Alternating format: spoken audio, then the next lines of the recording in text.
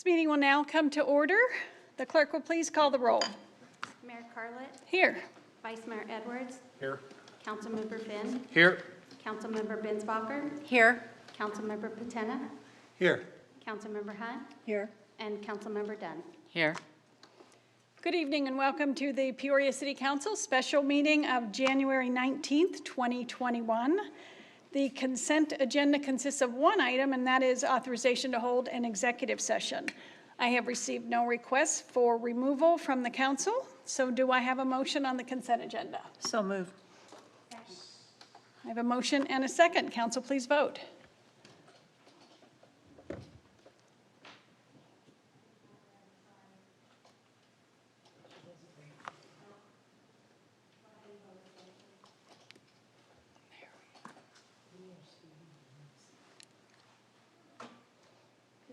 And the consent agenda passes unanimously.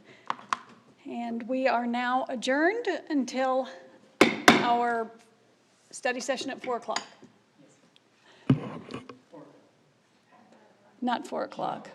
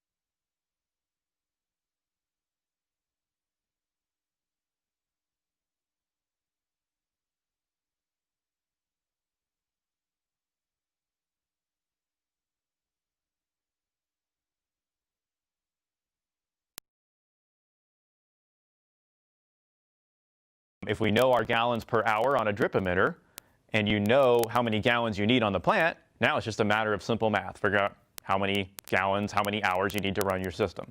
So on this screen that we're looking at, identify, let's say you have a 3 foot shrub that you have, it's fairly established, and it's going to need about 8 gallons. So if you think about you have a 2 gallon per hour drip emitter on there, then you're going to have to run it about 4 hours.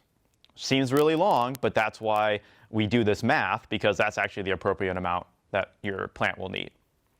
So keep all these things in mind as we're going through and programming, and then also keep in mind what plants you have. If you have a really tree or something like that, it's unlikely you have to water it 100 gallons each time. This is what we were talking about before with your drip system flow rate. you have to identify how much water your drip system is putting out before we can make a realistic estimate. So that's where I would encourage you to go out there, see what your flow rates are if you can see them stamped on there. You can also use this guide to identify just about how much water. If you're seeing drip very slowly, it's likely a lower output. If you're seeing a stream coming out and then some drips, you're going to have a higher output. If you see a stream and it never drips, then it's probably a little bit higher output than it's appropriate for our soils. But at least you'll know, okay, it's probably higher than 4 gallons per hour. So now this still has to translate into minutes, right? We figured out our minutes for our lawn. So what does that mean for drip? Well, if you have your lawn, your fixed sprays, we talked about that's going to be in that range of 12 to 20 minutes. If you have that rotor or rotating nozzle, at least double that, maybe more if you have a really large lawn area. Drip depends on how many gallons you identified you need, but typically you're going to be running it between an hour or 6 or more hours if you have the really low flow pressure compensating drip emitters. So I would encourage you to just do a stock of your yard. How many plants do you have? What kind of drip emitters are out there? How many are on each one? And then do some quick mental math to figure out how many gallons am I getting per plant. And that will help you to determine your hours of runtime. If you have bubblers, 30 to 60 minutes total. Typically, you might actually want to break this up into more than one cycle, which we'll talk about when we get to the programming portion. Okay, so we have our minutes. Those are our valve runtimes or our zone runtimes. The next piece of our irrigation controller programming is how often. So this is where you come to water days, and we need to figure out how often we need to run each of those particular areas of our yard. So page 18 of your book has this, which is where we are going to reference for our guide. Now this is a pretty busy looking chart. However, if you are looking for a specific type of plant or tree or lawn, find that on the left-hand side, find your season that you're in right now, and then that's going to tell you your days between watering. Now let's take this and kind of break it down just into one section. So let's talk about grass. So this is basically kind of a simplified chart to determine how often we need to run. So you can see based on whether you have warm season grass or cool season grass, it doesn't really matter when you're watching this per se. All you have to do is determine when your season, what season, and then figure out if you have warm season grass, if you decide not to overseed or not, and then if you have cool season grass, it's going to be typically a little more often. So for instance, right now, when we're doing this, it's still summertime. Everybody's still going to have warm season grass, and so right now, the recommended days between watering would be every 3 days. So typically what that means is once every 3 days, you're going to water your lawn. So if you've been watering your lawn every single day, then you're likely watering it way more than it really needs in order to stay healthy. But remember, keep in mind, we're going to be watering it those longer minutes each time. Trees and plants, same idea. The principle is the same. Now it's just about stretching it out typically a little bit further. So it is important to know whether you have desert adapted or high water use plants, because your desert adapted plants are going to need water less frequently. So you can see even in the summertime, if they're established desert plants, only needs water about once a week if they're getting a deep enough soak. And your high water use plants still may only need water about once every 4 to 5 days. And then also make a note, if you do have cacti and succulents, really, if they don't need necessarily any additional watering unless we go a long period of time without any rain, which is the case we had this year, you may decide, okay, we're going to give them a deep soak because it's been a month since we've had any moisture. Okay, so you might be thinking, all right, well, that's fine. I could think every 4 days, every 5 days, but I only have one schedule on my controller for days. So how am I going to reconcile my lawn only needing water once every 3 days and my your trees and shrubs needing every 7 days? Well, there is a solution to that on your irrigation controller, and it's programs A, B, and C. So typically, you're either going to have a switch that you'll see the programs A, B, and C, or you're going to actually have a program button, or it'll say PRG, and if you hit that button, then it's going to switch between programs A and B and C. So optimally, we want to utilize these 3 programs, and if you think about it, you have a lawn program, maybe you have a trees program, maybe you have a shrubs program. Maybe you have a high water use program if you have it zoned up in your yard that way. And that's very important because it's going to maximize the plant health, it's going to maximize the water efficiency, because now we can really dial in each of those areas of your yard to the optimal amount of watering. Like we talked about, each of them you could do a custom frequency. Program A can be watered every 3 days, Program B could be watered every 6 days, Program C could be watered, if you have a vegetable garden, every day. So that's the benefit of having these 3 programs, as long as your yard is actually divided up that way. Okay, the third parameter on our irrigation timer now is when to run. We have a start time setting. So we've given it the amount of minutes, we've told it how often we want those to run, but the controller still needs to know when to begin to do this, what time of day. So a lot of times we'll get questions about what's the best time of day to water, depending on what you're watering. Typically for lawn, rule of thumb is when it's dark, because when it's dark you have less water lost to evaporation. If you're going to get more into the weeds with it, then lawn watering, a lot of times you'll hear water in the earlier part of the morning. And in this area, typically you'll have less wind in the AM hours, and so you'll have a less chance of wind drift. But if you water it when it's any time after dark, then you're going to be reducing evaporative loss. So that's a good rule of thumb. Some people get concerned about mold or mildew on their lawn. They say, well, I don't want to water in the middle of the night because then I'll have mushrooms in my lawn. If you're getting any kind of mold or mildew in your lawn in the desert, typically you're overwatering. So I wouldn't worry about that in our area. Typically, if you're doing the right kind of soak, remember we're not watering every day, then you're not going to have any issues with that. What about your drip? Well, drip, the best solution most of the time for drip, because remember you're putting the water right by the root ball of the plant. So typically, if you can run your drip at a time when you might happen to see it run, then that could be very beneficial because you're going to catch leaks. So if you do have a large leak that's happening on a drip system, is running from your front yard and it's going into the street, and every morning you pull out and say, man, somebody's got a leak, you never know it's you, it's running at midnight, you just see the effect of it. But if you ran that at a time of day where you might be leaving the house, then you'll catch that leak a lot faster. So you say, well, there is some more evaporative loss, but that first leak that you catch, you're going to save all that water that in theory would have evaporated from a drip system.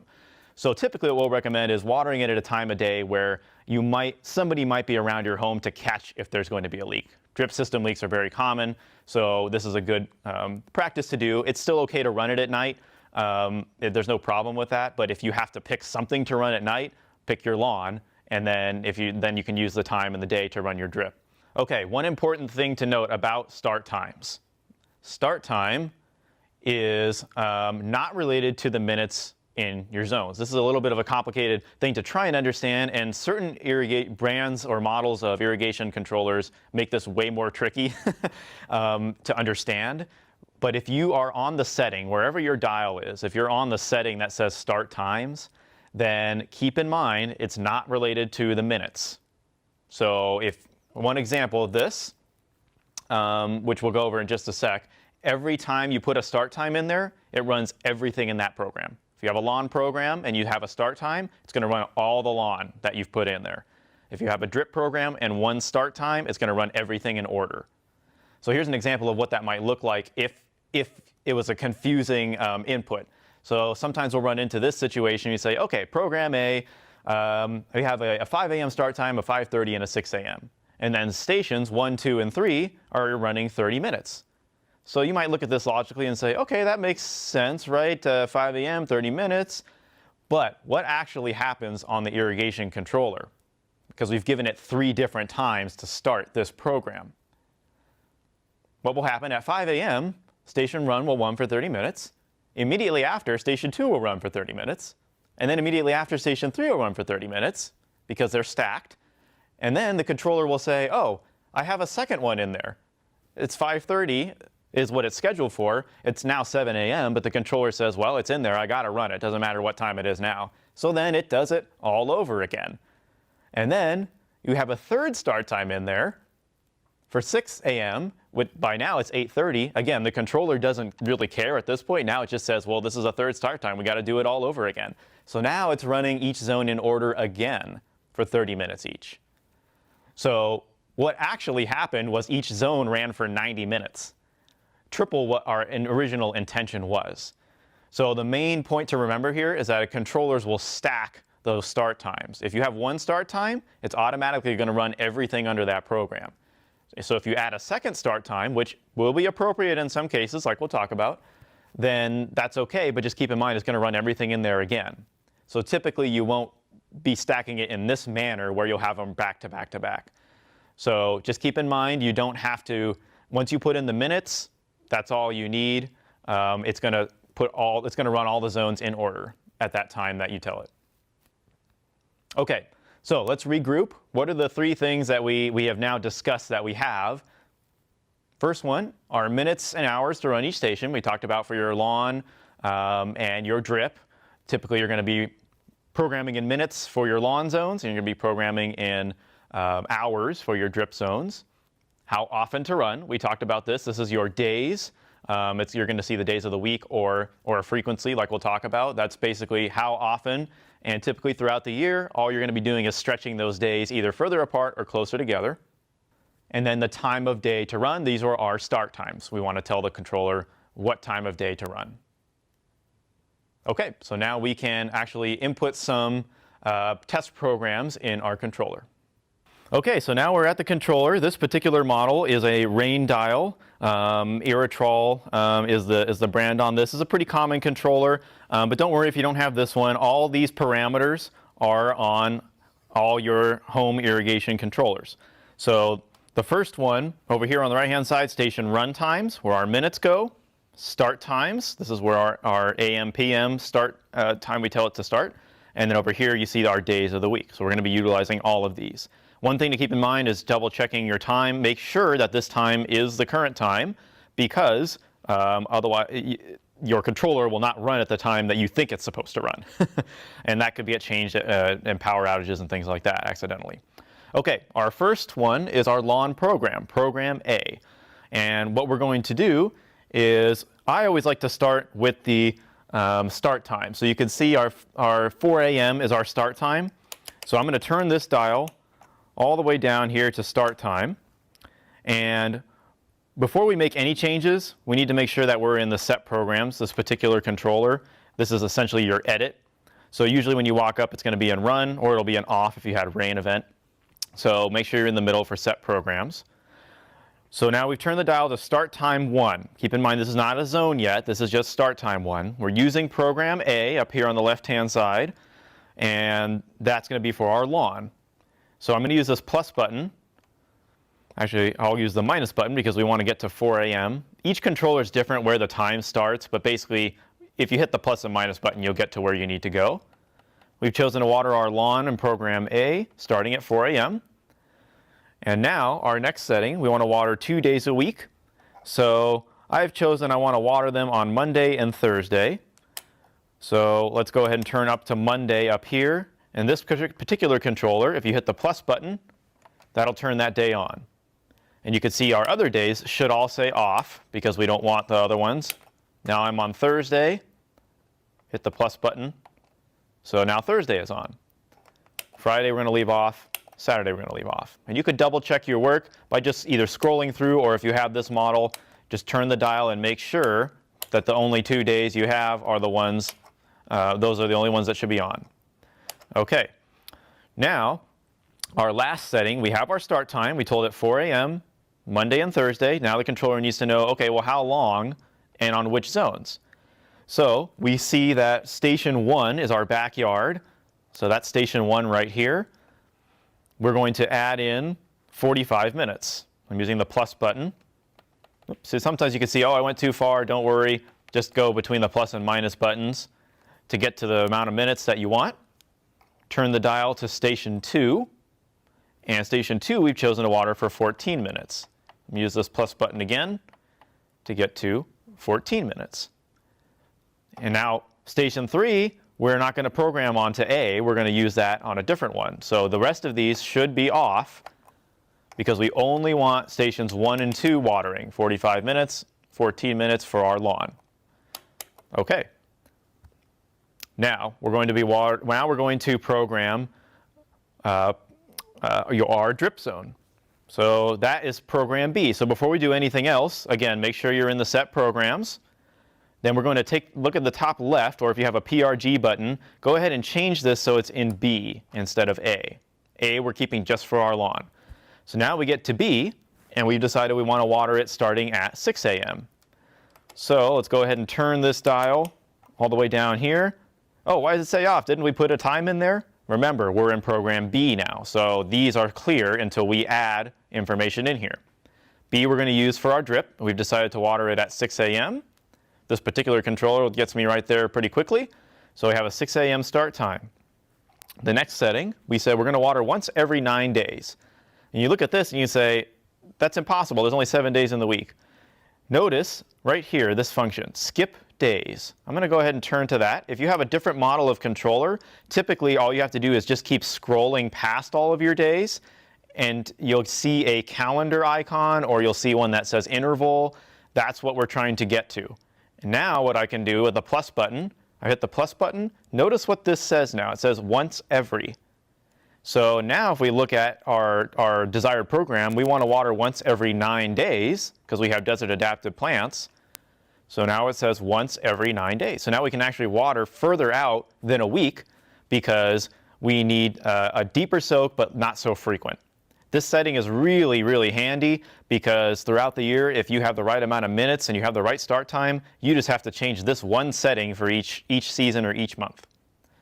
Okay, now we have one more setting to do. That is, oh yeah, quick note on here. You'll notice that all these days are grayed out. It says, I don't care what day of the week it is, I'm on skip days, because the day of the week obviously is going to change when you're running it on an every 9-day interval.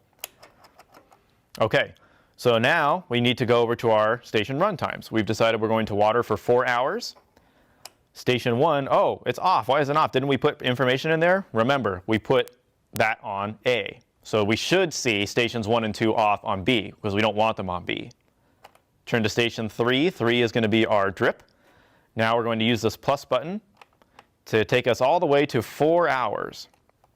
So this particular controller translates to hours. You can see it in the top right, it says HR. So now we know we're in an hour setting. And now we've programmed 4 hours. Okay, perfect. Now we are going to program our tree zone. So our trees, we have completed programs A and B. Now we need to make sure we flip down to program C. And again, make sure on this particular model, make sure you're still in set programs. And now we're going to do the same thing again. I'm going to start in the same order. I'm going to go down to start times.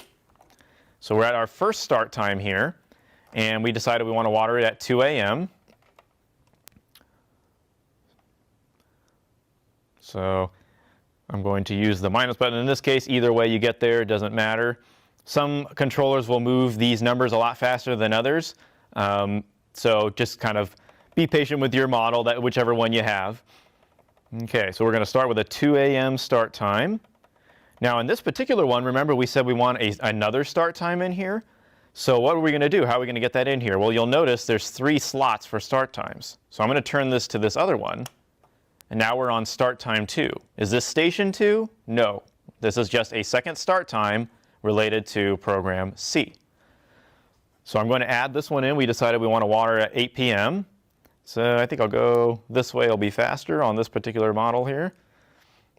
Let's take us to 8 p.m. So we're going to water once at 2 a.m. and then once at 8 p.m. The controller is going to automatically pick this up.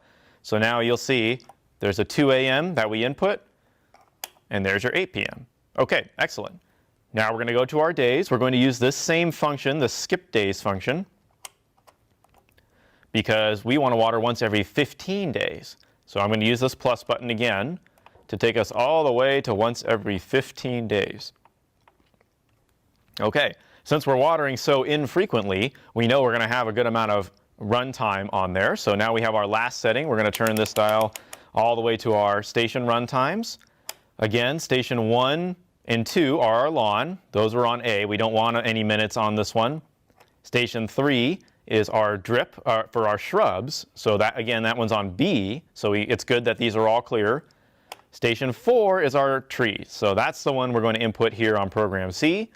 And we decided we're going to run it for 3 hours. So I'm going to take this up Now, I went too far, but that's okay. Just try it again. I'm going to take it up to 3 hours.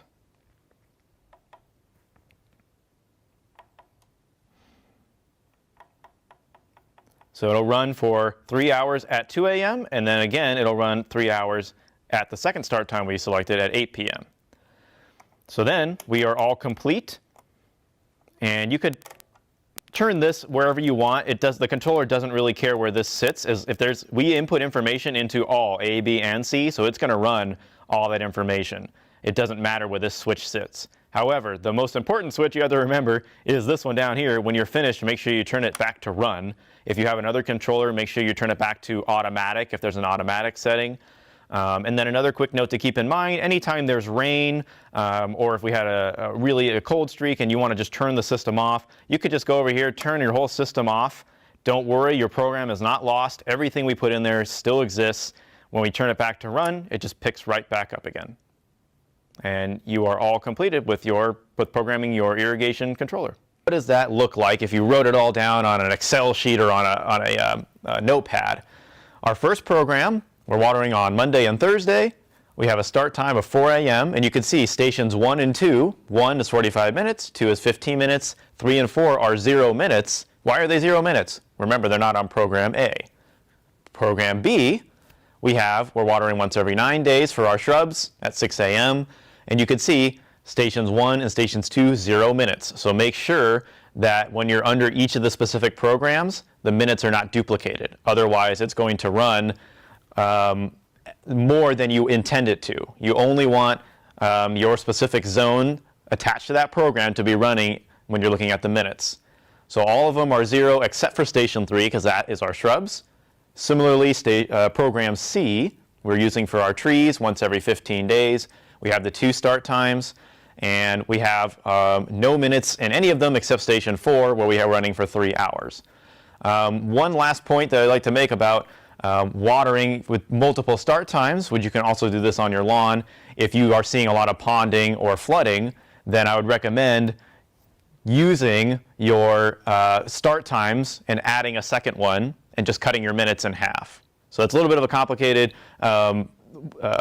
thing when you think about it, but the main idea is if you're getting a lot of runoff, but you still need to do a deep soak, then say, okay, well, I'm going to start by watering 1 time and then take a break and add a second time in there. And it concludes our irrigation controller programming. Thank you for attending our virtual workshop today.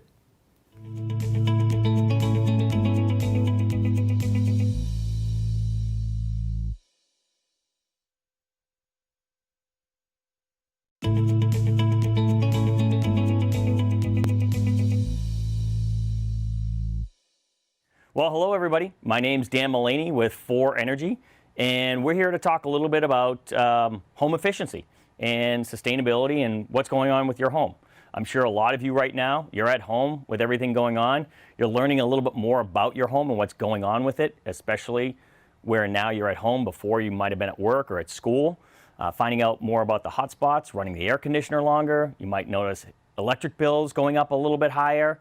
So we're here to talk a little bit about some things that you can do on your own and some things that maybe you can look at different companies to come out and help you out with and making your home more balanced as well as more efficient. The big problem right now is, again, as I mentioned, a lot of people are at home. They're using more power. We've noticed that most families' homes are using anywhere from 15 to 30% more power than what they were the previous years. The other big thing is the fact that temperature has gone up a lot too. Now, we've noticed in the past 20 years, electric bills on average have been increasing about 3.5% to 5% every single year. So people are trying to figure out how they can take control of this a little bit better so that they can protect themselves from those ever-increasing prices from the utility companies. The 2 major utility companies that we deal with out here are APS and SRP. And we work with them as a participating contractor with the Home Performance with Energy Star program. Now, there's a lot of great rebates that both SRP and APS have available to dispense out to homeowners. And that's one thing that For Energy does very well at, is helping you understand where these rebates come from and how you can facilitate these rebates and take advantage of them, because we're paying into them every single month when we pay our electric bills. And we've been doing that since 2010. So might be nice to get some of that money that we've been giving over to the utility companies so that we can reinvest that into our homes and make the homes more comfortable, more energy efficient. Now, the way the process typically goes on the efficiency sides for the programs is we come out, being a Peoria resident, For Energy has a partnership with Peoria where we extend out and we do a complimentary BPI certified audit of your entire home. It's typically a 2 to 3 hour audit of your home to help you identify areas in your home that are inefficient or not meeting Energy Star standards. Then we send out an energy consultant to kind of go over those findings with you and help you identify those areas and come up with different solutions on how to correct those issues and make the homes more energy efficient, as well as adding value to the home. Now, with these recommendations as well, all of this work is done to Energy Star standards, so everything is Energy Star certified and also Pearl certified. Now, Pearl is a national organization that works directly with the real estate and mortgage industries, and they help to justify home value when you do stuff like this and make your home a green energy home.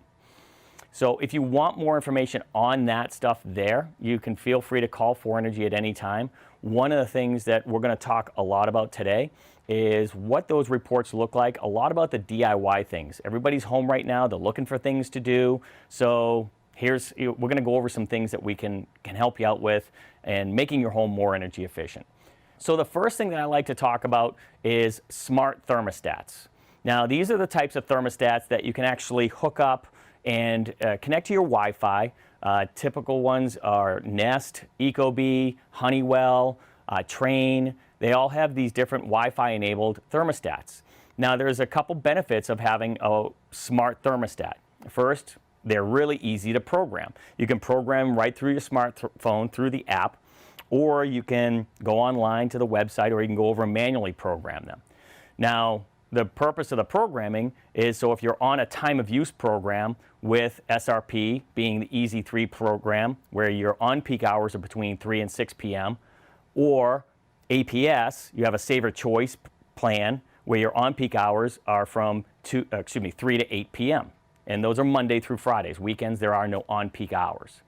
So a lot of people do things like supercooling. For instance, in my home, I'm in SRP. I supercool my house, meaning I bring my thermostat down to about 72 to 74 degrees at noon during the off-peak hours, when I'm only getting charged about 7 to 8 cents a kilowatt hour.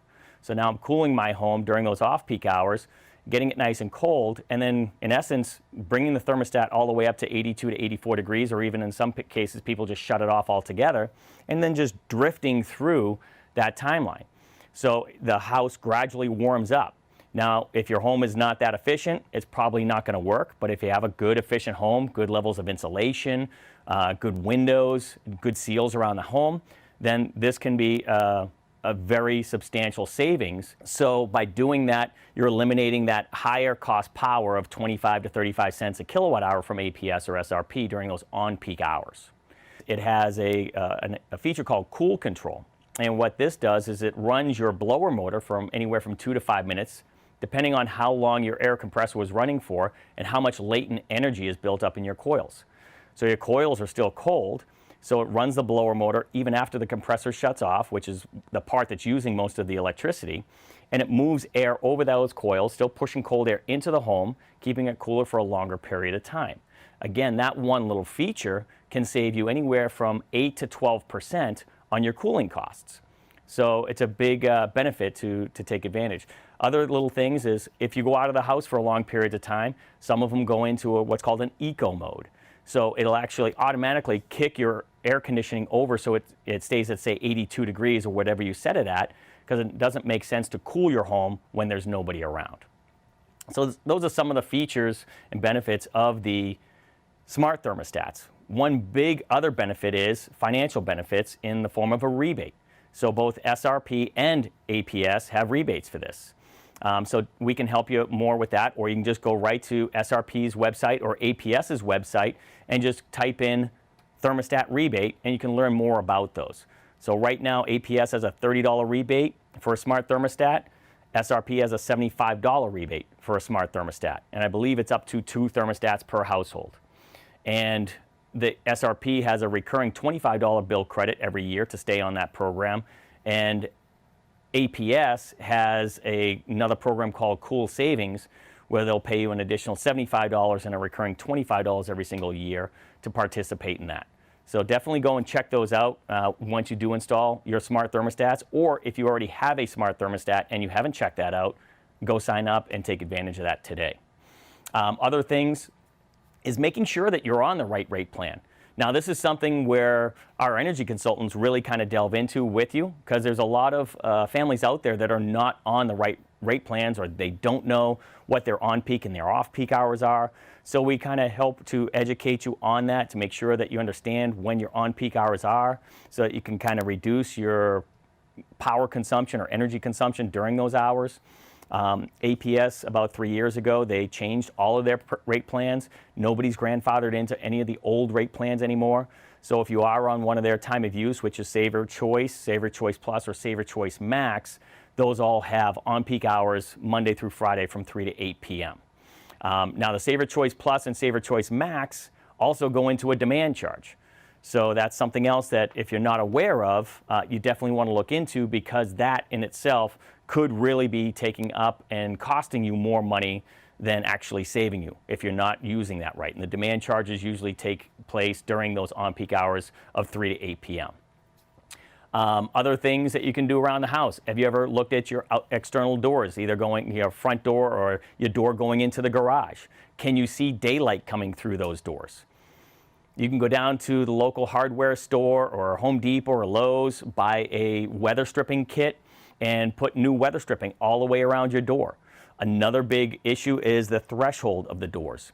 So there's a piece that goes on underneath there. It's usually held in with 4 or 5 self-tapping screws, and that seals the threshold from the door, so that you don't not only keep the bugs out, but it also keeps the hot air from coming in underneath the door and getting into the home, or the cold air from getting pushed outside.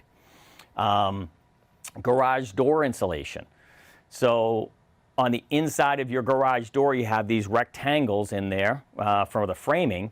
Well, you can go down to Home Depot and Lowe's, and you can buy a pre-cut garage door insulation kit. They're typically $50 to $75 per door. So if you have a 2-car garage and 1 big door, you'll still need 2 kits. So just remember that. But they're very easy to pop in. They're all pre-cut. They just pop right into the rectangles. And it's about a 1-inch foam board with a reflective barrier on one side to help reflect the heat out from coming into those garages.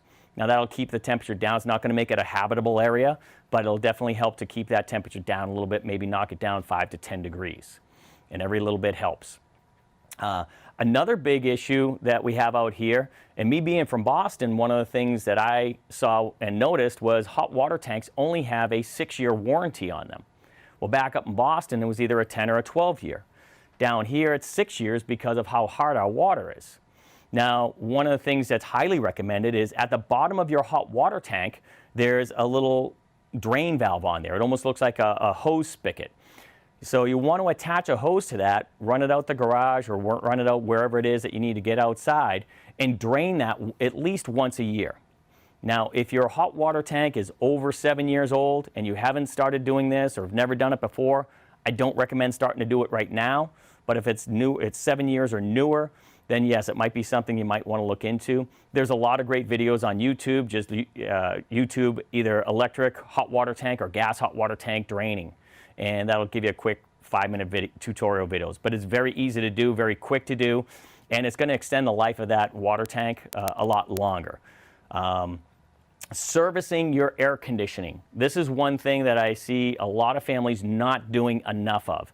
This should be done at least once a year, but preferably at least once a year. I recommend right around March or April, before we get into the hot weather, having an air conditioning tech come out, service the AC One of the parts that they should be doing, and this is something that I encourage all families to make sure that they kind of follow their tech around, make sure when they're going to the air handler, which is usually in a closet or up in the attic, they're taking off the panel to access the coils and actually cleaning the coils.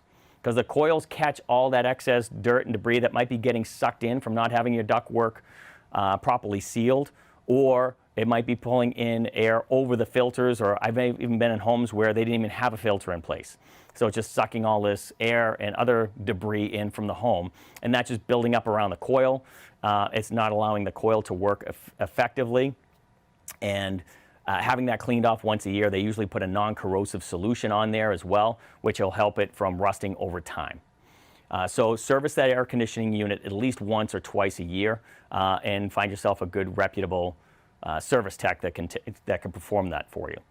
Another thing that you can do if you haven't already done, LEDs.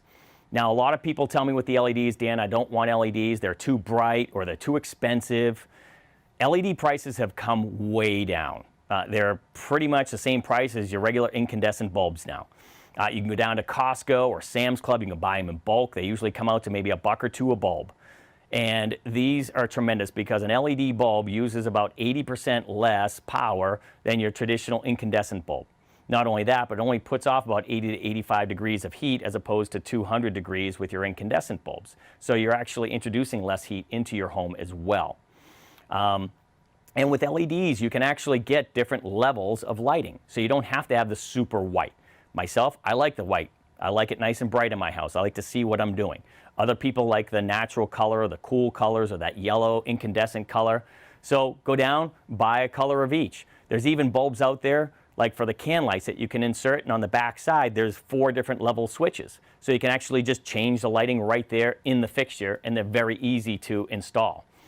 So get out there, just don't wait till your existing bulbs burn out, just go replace them all. Smart power strips are something else that are nice to use, especially on entertainment systems where you have a lot of components. So you might have your TV and then a DVD player and your cable box and the kid's Xbox, or maybe the parent's Xbox, I don't know. But you have a lot of different components. Now in my home, I notice my son, he definitely shuts off the TV, but he never figures out to turn off the PS4 or the Xbox or whatever game system he's playing. DVD, same thing. So all these other things are having small drains on our electrical load. So what a smart power strip does is you plug the TV in to the main outlet, and there's usually 4 other outlets that are connected to that you can plug your DVD player in, plug your game systems in, or whatever other devices that you have. So once you shut the TV off, that'll automatically shut off all these other devices, so you don't have that phantom power being drawn off your electricity load. Other things, and this one blows everybody's mind, is don't run fans when you're not in the room. So if you're in the room or you're going to bed, you like the fan. I like to sleep with the fan on above me. When I'm sitting down watching TV, I like my fan on. I like that little breeze going over me. But when you're not in the room, the fan does absolutely nothing for you. You're just using power that you don't need to be using, as well as those fan motors will put off about 115 to 120 degrees of heat in your home. One of the devices I'm going to show you here shortly is a thermal imaging device. And we'll go into homes and we'll kind of go around, and people will be running their fans 24/7. And we'll put the thermal camera on there, seeing 127 to 130 degrees coming off these fan motors. So just get in the habit, shut the fans off after you leave the room. If you have kids, it's probably going to be a little bit more challenging, but just got to keep on top of it, I guess. And then, not many families have these, but fireplaces. Fireplaces are a big culprit of energy loss. So making sure if you do have a regular wood-burning fireplace that your flue is shut. Now, if you have a gas or a gas insert fireplace, you cannot shut the flue. You probably don't even have a flue because that's supposed to stay open for building code purposes. But if you have an old-style wood-burning fireplace, look up inside, make sure your flue is closed. If you never use the fire or it's summertime, you can actually go on Amazon and buy what's called a Mylar flue stop. It's just a Mylar balloon with a stick that wedges up inside there, which gives the inside of the fireplace a seal. Because think about this, that flap that you have up in there, it's just a metal flap. It's not sealed. When your air conditioner is running, it's pressurizing your home. Guess where that nice cold air is going? It's going right up through your chimney. And then when your AC stops, guess where that heat's going? It's coming right down your chimney. Now, a lot of people think, well, heat rises. That's not the case. Hot air rises, heat transfers from hot to cold. So if it's 80 degrees in your home or 78 degrees in your home and it's 110 outside, well, guess where that heat's going to be going? And also, if it's 160 in your attic, guess where that heat's going to be going? And we'll talk a little bit more about attic insulation and those parts as well. When we go through a home, we are looking at things to meet Energy Star code, not standard Arizona building code. A lot of families ask me, Dan, why are you failing me here? Why are you failing me there? Well, it's because it doesn't meet Energy Star code. Just because you have a window with dual pane glass doesn't mean it's Energy Star rated. If it has an aluminum frame and it's an older aluminum frame, that frame's conducting heat. The number one conductor of heat is aluminum. That's why we cook on it. And for some reason, we thought it was a good idea to install aluminum framed windows in homes in the middle of the desert. Not the best idea.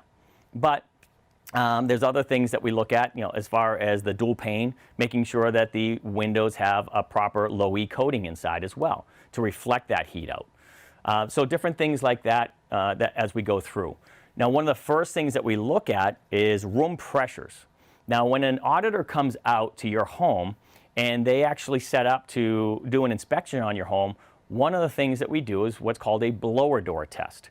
So in your front door, garage door, wherever we can fit this fan, we set up an insert that goes into the door, and then there's a fan that gets tied in, and that fan starts to decompressurize the house. So it's pulling air out of the house. We want to find out how leaky the home is. Now, you do want some leakage in your home. You don't want your home, super tight, because otherwise you're going to have other issues. So during this process, before we start running that fan, what we'll do is we'll run the air conditioning unit, and we have a device called a manometer. And I wish I had brought it, but I didn't, but make pretend it's right here. So the manometer allows us to get these readings. So as the air conditioner is running, we close all the doors in the bedroom. And we have a hose that goes under the door, and that hose attaches to our manometer, and then we can determine what the pressure is in that room. And the higher the pressure, the worse it's off. Because ultimately, we want a good pathway back to the return for that air to get back to and properly circulate. So as the air is dumping into a bedroom, we want that air to get back to the return and properly circulate, so it's constantly going. If you have a room that has a high pressure, well, now that air can't get back to the return, and what happens is it starts pushing into other areas. It's just like water. Next thing you know, you have cold air getting pushed up your internal walls, out through your windows. It's trying to find the path of least resistance to get out. It's got to go somewhere. So Energy Star typically will recommend what's called a jump duct or a transfer grill. A transfer grill goes over the door. Jump duct is just a vent that goes from the room over into the hallway. So if the door is closed, the air can still get out. We recommend just opening your doors, because how much does it cost to turn a knob and open up your door? Nothing. Now, if you have teenagers, that's going to be on you to get them to keep their doors open. But other than that, try and keep the doors open. That will allow that airflow to properly circulate throughout the home. Other things that we look at, talking about air circulation, is your return grills, where your filters go. Now, first off, your filters should be changed out at least once a month, especially during the summer. You could probably go every 2 or 3 months in the winter time if you're not running the heater that often. But we all run the air conditioning down here, and it's running probably anywhere from 8 to 15 hours a day, depending on how old your air conditioning is and how efficient it is and how efficient your house is. So one of the things that we recommend, first off, just use the cheap Easy Flow air filters. It's like a green or a white mesh filter. Usually you can buy them online, like through Amazon. They usually come in a 12-pack for anywhere from $35 to $45 for a 12-pack. Just swap them out once a month. That's another nice thing with the smart thermostats. The smart thermostat will tell you, hey, it's time to change your filter. So make sure you're changing those out once a month. Now, most homes that we go into, they also have what's called a stamp face grill. So it's just a metal grill with a bunch of little fins in it. And this is pretty standard in most homes. It's a contractor grade grill. Now, one of the things that does is it actually prohibits the airflow going through your return. So if you're using one of those really heavy duty filters, like an allergen filter, I've seen people paying $20, $30 a filter. You're doing more harm than good. That filter is doubled with the stamp face grill is creating a high static pressure, which is actually going to make your air conditioner die a lot faster. And it's actually going to make it have more servicing issues down the road as well. So we want that free airflow going through that return so that your air conditioning can breathe nice and easy. All right. So Energy Star recommends what's called a bar style or T-bar grill, which is more open. The fins are more of a perpendicular up and down. They don't have more, like the 45-degree angle like your stamp-faced grills do. So you want to use a T-bar grill as well as the cheap air filters, increase the airflow on the return side. That's going to actually push more air throughout the home as well and extend the life of your air conditioning overall. The other things that we look at when we're looking at air conditioning units, making sure that your air conditioners are properly sized, as well as the returns are properly sized. Lots of times we go out to homes and the return is undersized. So rule of thumb, if you have a 16-inch return, which is the opening behind the filter, that moves roughly about 1,000 CFM of air. Well, an air conditioning unit should be moving about 400 CFM of air per ton. So if you have a 5-ton unit, you should be moving about 2,000 CFM of air. But if you have a 5-ton unit with only a 16-inch line, you're only moving 1,000 CFM of air. So you're only allowing that AC unit to work at about 50% of its capacity. And we see this a lot. So the fix there is to put a return somewhere else with another line running to it so that we can maximize the airflow going in there and we can get up to that 2,000 CFM of air so that the air is properly moving throughout the home. So this is one of the reasons why air conditioners might run long periods of time, or you might find areas in your home not getting enough airflow, or they're hot and you can reach up and you can barely feel any air coming out. Well, it's because the air that's going in is not adequate to push enough air out on the other side. Some homes have what's called a platform return, and this is a return that's underneath your air handler. Typically, these air handlers are in the closets, and you'll have a return lower on the floor. So lots of times we look in there, nothing's sealed. It looks like there's a bunch of hair and dirt and everything else in there. And what that causes is, again, high static pressures on your air conditioning on the return side. What's happening is it's pulling the air down from the internal walls that lead up into your attic. So it's pulling all the dirt, dust, insulation, heat, and then sucking that up into the underside of your air handler. So making sure that your platform returns are properly sealed. You should be able to look in there. It's a nice, clean space. That's all sealed up, not allowing any air outside of just that one area to get pulled up into. Air conditioning units. So these typically over about 10 or 12 years old is outside Energy Star standards. The other big thing with air conditioning units, and many people have probably heard of this, is the phase out of the old Freon R22, and the new the new Freon is the 410A. So most of your AC unit, or all of your AC units today, come with the new Freon. The old Freon you cannot take and kind of just convert your old unit over to 410A. The whole unit has to be swapped out. You can still charge up the old R22. However, the price of R22 is steadily increasing because as of January 1st this year, it has been completely phased out. So it's all about supply and demand. Right now, it's probably anywhere from $200 to $400 per pound for the R22 Freon. So in a lot of cases, if they have a really bad leak, it makes more sense just to swap out the unit. It's going to be a lot more affordable and make a lot more sense. Other things that we help families with is their ductwork. So lots of times we go up into attics. Again, you might have a room that is not getting enough proper airflow. And when we get up there, we notice that there's either kinks in the flex lines that are going to those rooms. Some homes that we've been into, the flex lines have been completely disconnected, and they're just blowing cold air up into the attic, which is good for me when I'm crawling an attic, not so good for the family. Hard trunk lines, lots of times these are rusted out. There's been many times when we've gone in to try seal hard trunk and the whole bottom of it is all completely rusted because many years it ran a swamp cooler through it, and a swamp cooler is bringing in moisturized air, which doesn't make well with sheet metal, and over time it starts to rust out. And all that rust is, again, getting blown into your home. So from an air quality standpoint, it's making the air quality very poor in the home. We've gone into many homes where before we got in there and did the work, they had issues with asthma, allergies, different respiratory issues. And after we helped them out with sealing up their ductwork, their allergies or their asthma or whatever actually started to subside. So and it's because it's helping to clean up that air.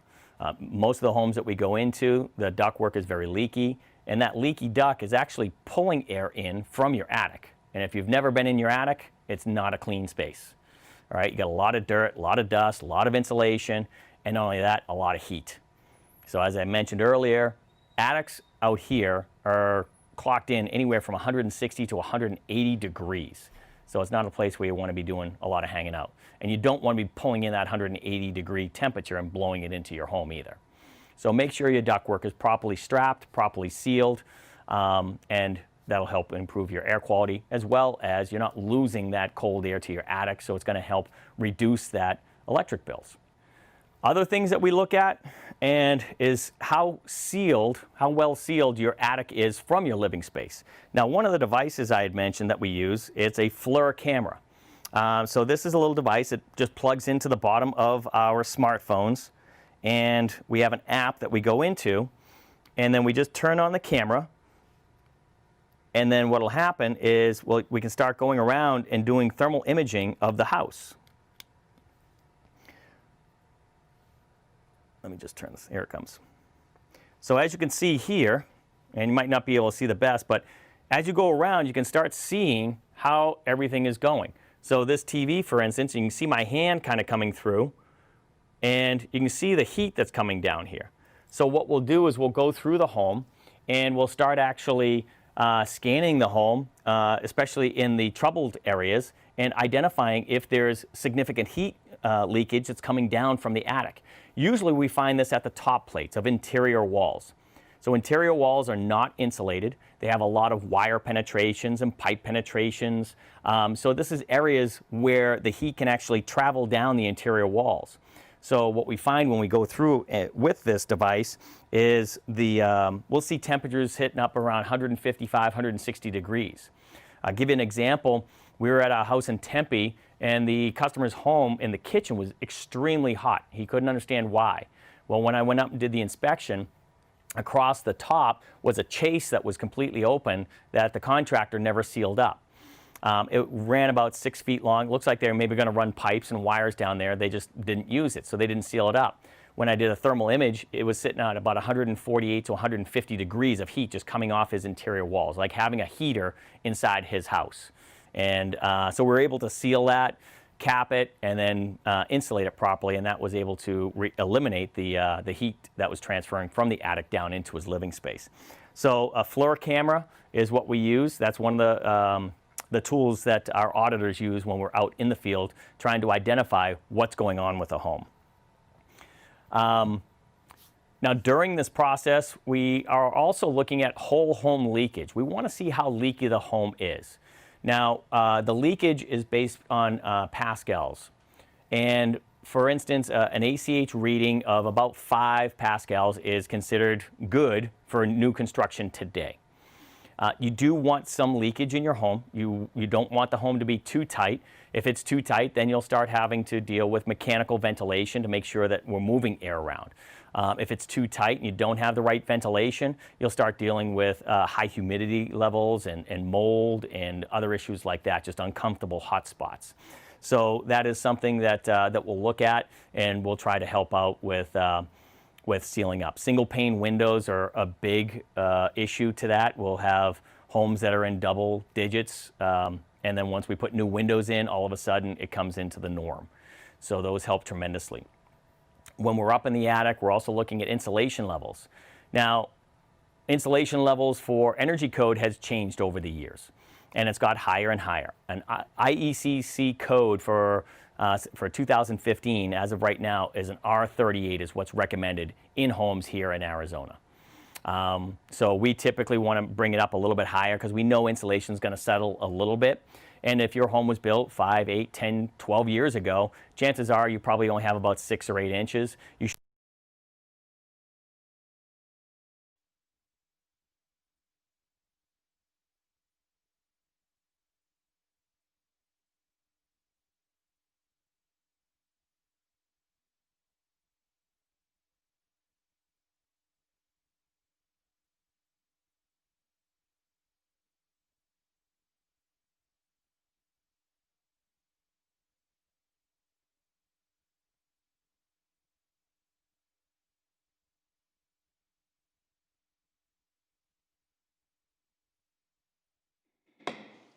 This meeting will now come to order. The clerk will please call the roll. Mayor Carlett, Here. Vice Mayor Edwards, Here. Councilmember Finn, Here. Councilmember Binsbacher, Here. Councilmember Patena, Here. Councilmember Hunt, Here. and Councilmember Dunn. Here. Thank you. Good evening and welcome to the Peoria City Council special meeting of January 19th, 2021. We have 2 items on our study session agenda this evening, and we will begin with Neighborhood and Human Services Department update. And I'll turn it over to our city manager, Jeff Tyne, to begin. Thank you, Mayor. Thank you, Council, for this opportunity. With the new year coming and in preparation of the fiscal year 2022 budget, we are beginning the process of reviewing major programs and activities and events that are going on within the major departments here at the city. And first up we have teed up is our Neighborhood and Human Services Department.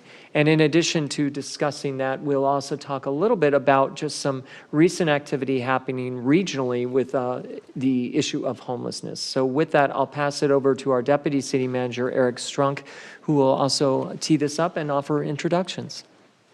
Thank you, Mr. City Manager. Mayor and Council, it's kind of hard to believe that it was in 2018 where we initially brought this concept of establishing the Neighborhood and Human Services Department to you. And we did that through a pretty comprehensive review of the organization and looking at what might make sense to align with respect to community engagement.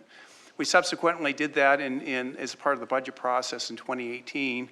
And then you fast forward a year, Mr. Hallett, who I'll formally introduce here in a moment, had the opportunity to come before you and talk a little bit about the vision and the strategic plan for Neighborhood and Human Services.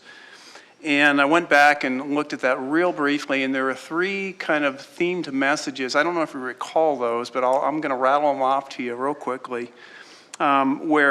Where need meets kindness, support, and resources, where cultures, characteristics, and communities are honored, where safety and cleanliness are a source of community pride. Those were some thematic elements we shared with you at the time. As you can guess, since that time, we've been hard at work to create a framework and implement an action plan to engage our residents, preserve our neighborhoods, provide the tools needed by our community to be successful. They're kind of grassroots in focus, but they're broad in implication policy-wide to create what we call the highest possible living standard that we could try to achieve. It's been a remarkable journey over the last few years, and what we thought we would do, come back before you, share with you our accomplishments, short-term, medium-term, some long-term objectives, and provide a little insight in some of the key issues that you'll probably hear a little bit more through the budget process. But with that, I'd like to introduce Chris Hallett. He's our director. Also reintroduce Kelly Kincaid. She is our deputy director of the very same department. So with that, Chris will take the lead and guide us through the presentation. Chris? Thank you, Mr. Strunk. We're happy to be here. As he said, this has been, 2.5 years since the making of the department. We were back here about 18 months ago to kind of go over kind of what our organizational mission, vision, structure, and everything was going to be, how we came to be. So we're going to start off with a quick review of what we brought to you the last time we were here. Those are the multi-year objectives, the keys to success that Eric was just mentioning. Kelly's going to have a lot of great successes, outcomes to share with you all that we've had to date. We're going to talk about initiatives and next steps that we have going, not just in homelessness, but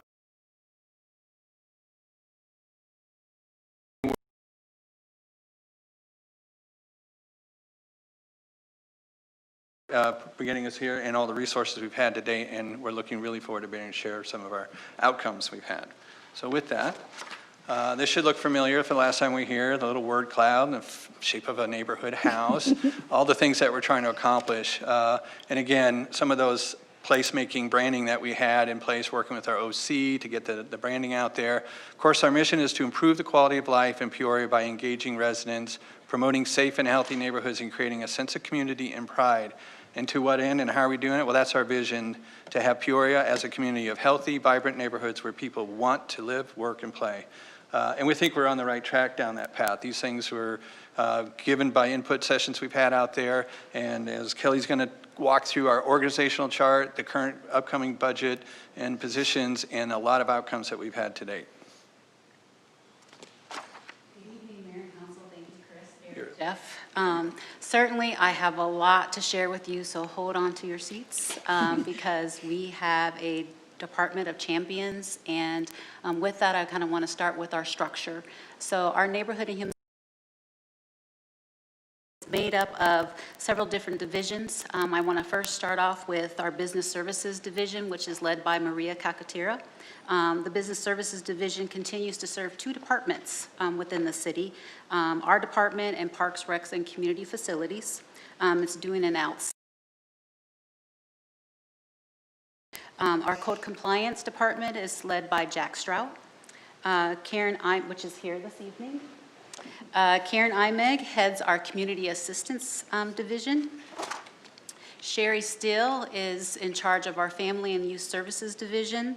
And Mary Lou Stevens is in charge of our Arts and Special Events, which they all are tuning in virtually. And certainly we have an amazing team of champions, and certainly want to give much kudos with everything that I'm going to discuss today is all attributed to what they've been doing with their teams.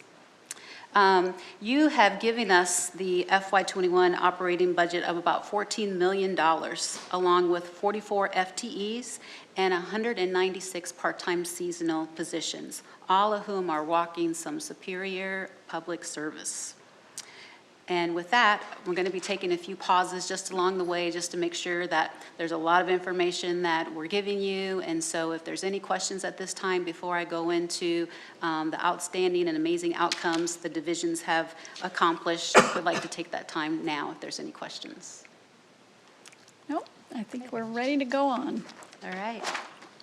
Up first is our Community Assistance Program, or Department, I should say. The Community Assistance Department, as you know, houses the Community Resource Center. The Community Resource Center started with 10 nonprofits when they opened, and they are up to, right before COVID, we peaked about 18 different providers in there, so doing an outstanding job. Our community engagement area, again, was able to deliver census outreach, and survey opportunities for our hard-to-hit areas in Peoria. We procured, stocked, and wrapped, I'm sure you had a chance to see the pop-up van that has been out at several of our different community outreach efforts around the city. And then we had 13 grab-and-goes just during our COVID the start of the COVID pandemic that was based with different Peoria restaurants and partnerships, and we had 7 different local restaurants that partnered with us here in Peoria. We served nearly about 2,000 residents in need for those particular services. The Community Assistance Division created My Peoria grants for traditional neighborhoods, non-HOA. We led the COVID supplemental services efforts that created a helpline for residents to call for any needed assistance that they were needing, as well as businesses with resources that they may need throughout the community during this pandemic. They also led the team, and they called over 420 senior facilities, nonprofits, HOAs in Peoria, just to follow up, to let them know that we were here for them, answer any questions, and did amazing follow-up with any resources or materials that they needed to maneuver through this pandemic. Our Family and Youth Services Division, again, another amazing job and a team of champions that has certainly led all different types of services for our residents to be able to use safely and provide resources. They partnered with Goodwill. They planned and implemented virtual job fairs. They also collaborated with 3 other West Valley cities, which is still going on, doing job fairs as well. We partnered with the Code Compliance Division during Read Across America Day, and the Code Compliance officers came out and they read at the AM/PM locations, so that was great too. They also were part of the COVID Supplemental Services team. They instituted virtual learning programs, home hangouts, preschool Zoom classes, porch patios.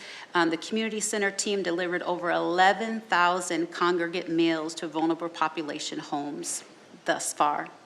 The youth programs team, with your guidance and support, partnered with the Peoria Unified School District for the on-site support, and also developed a summer camp model based on COVID guidelines to make sure that the children were in a safe environment and following the CDC regulations during that particular time. They applied and received an approximately $520,000 Department of Economic Security grant for funding for child care programs to stay open during this pandemic, to keep their doors open for essential workers and those that needed child care.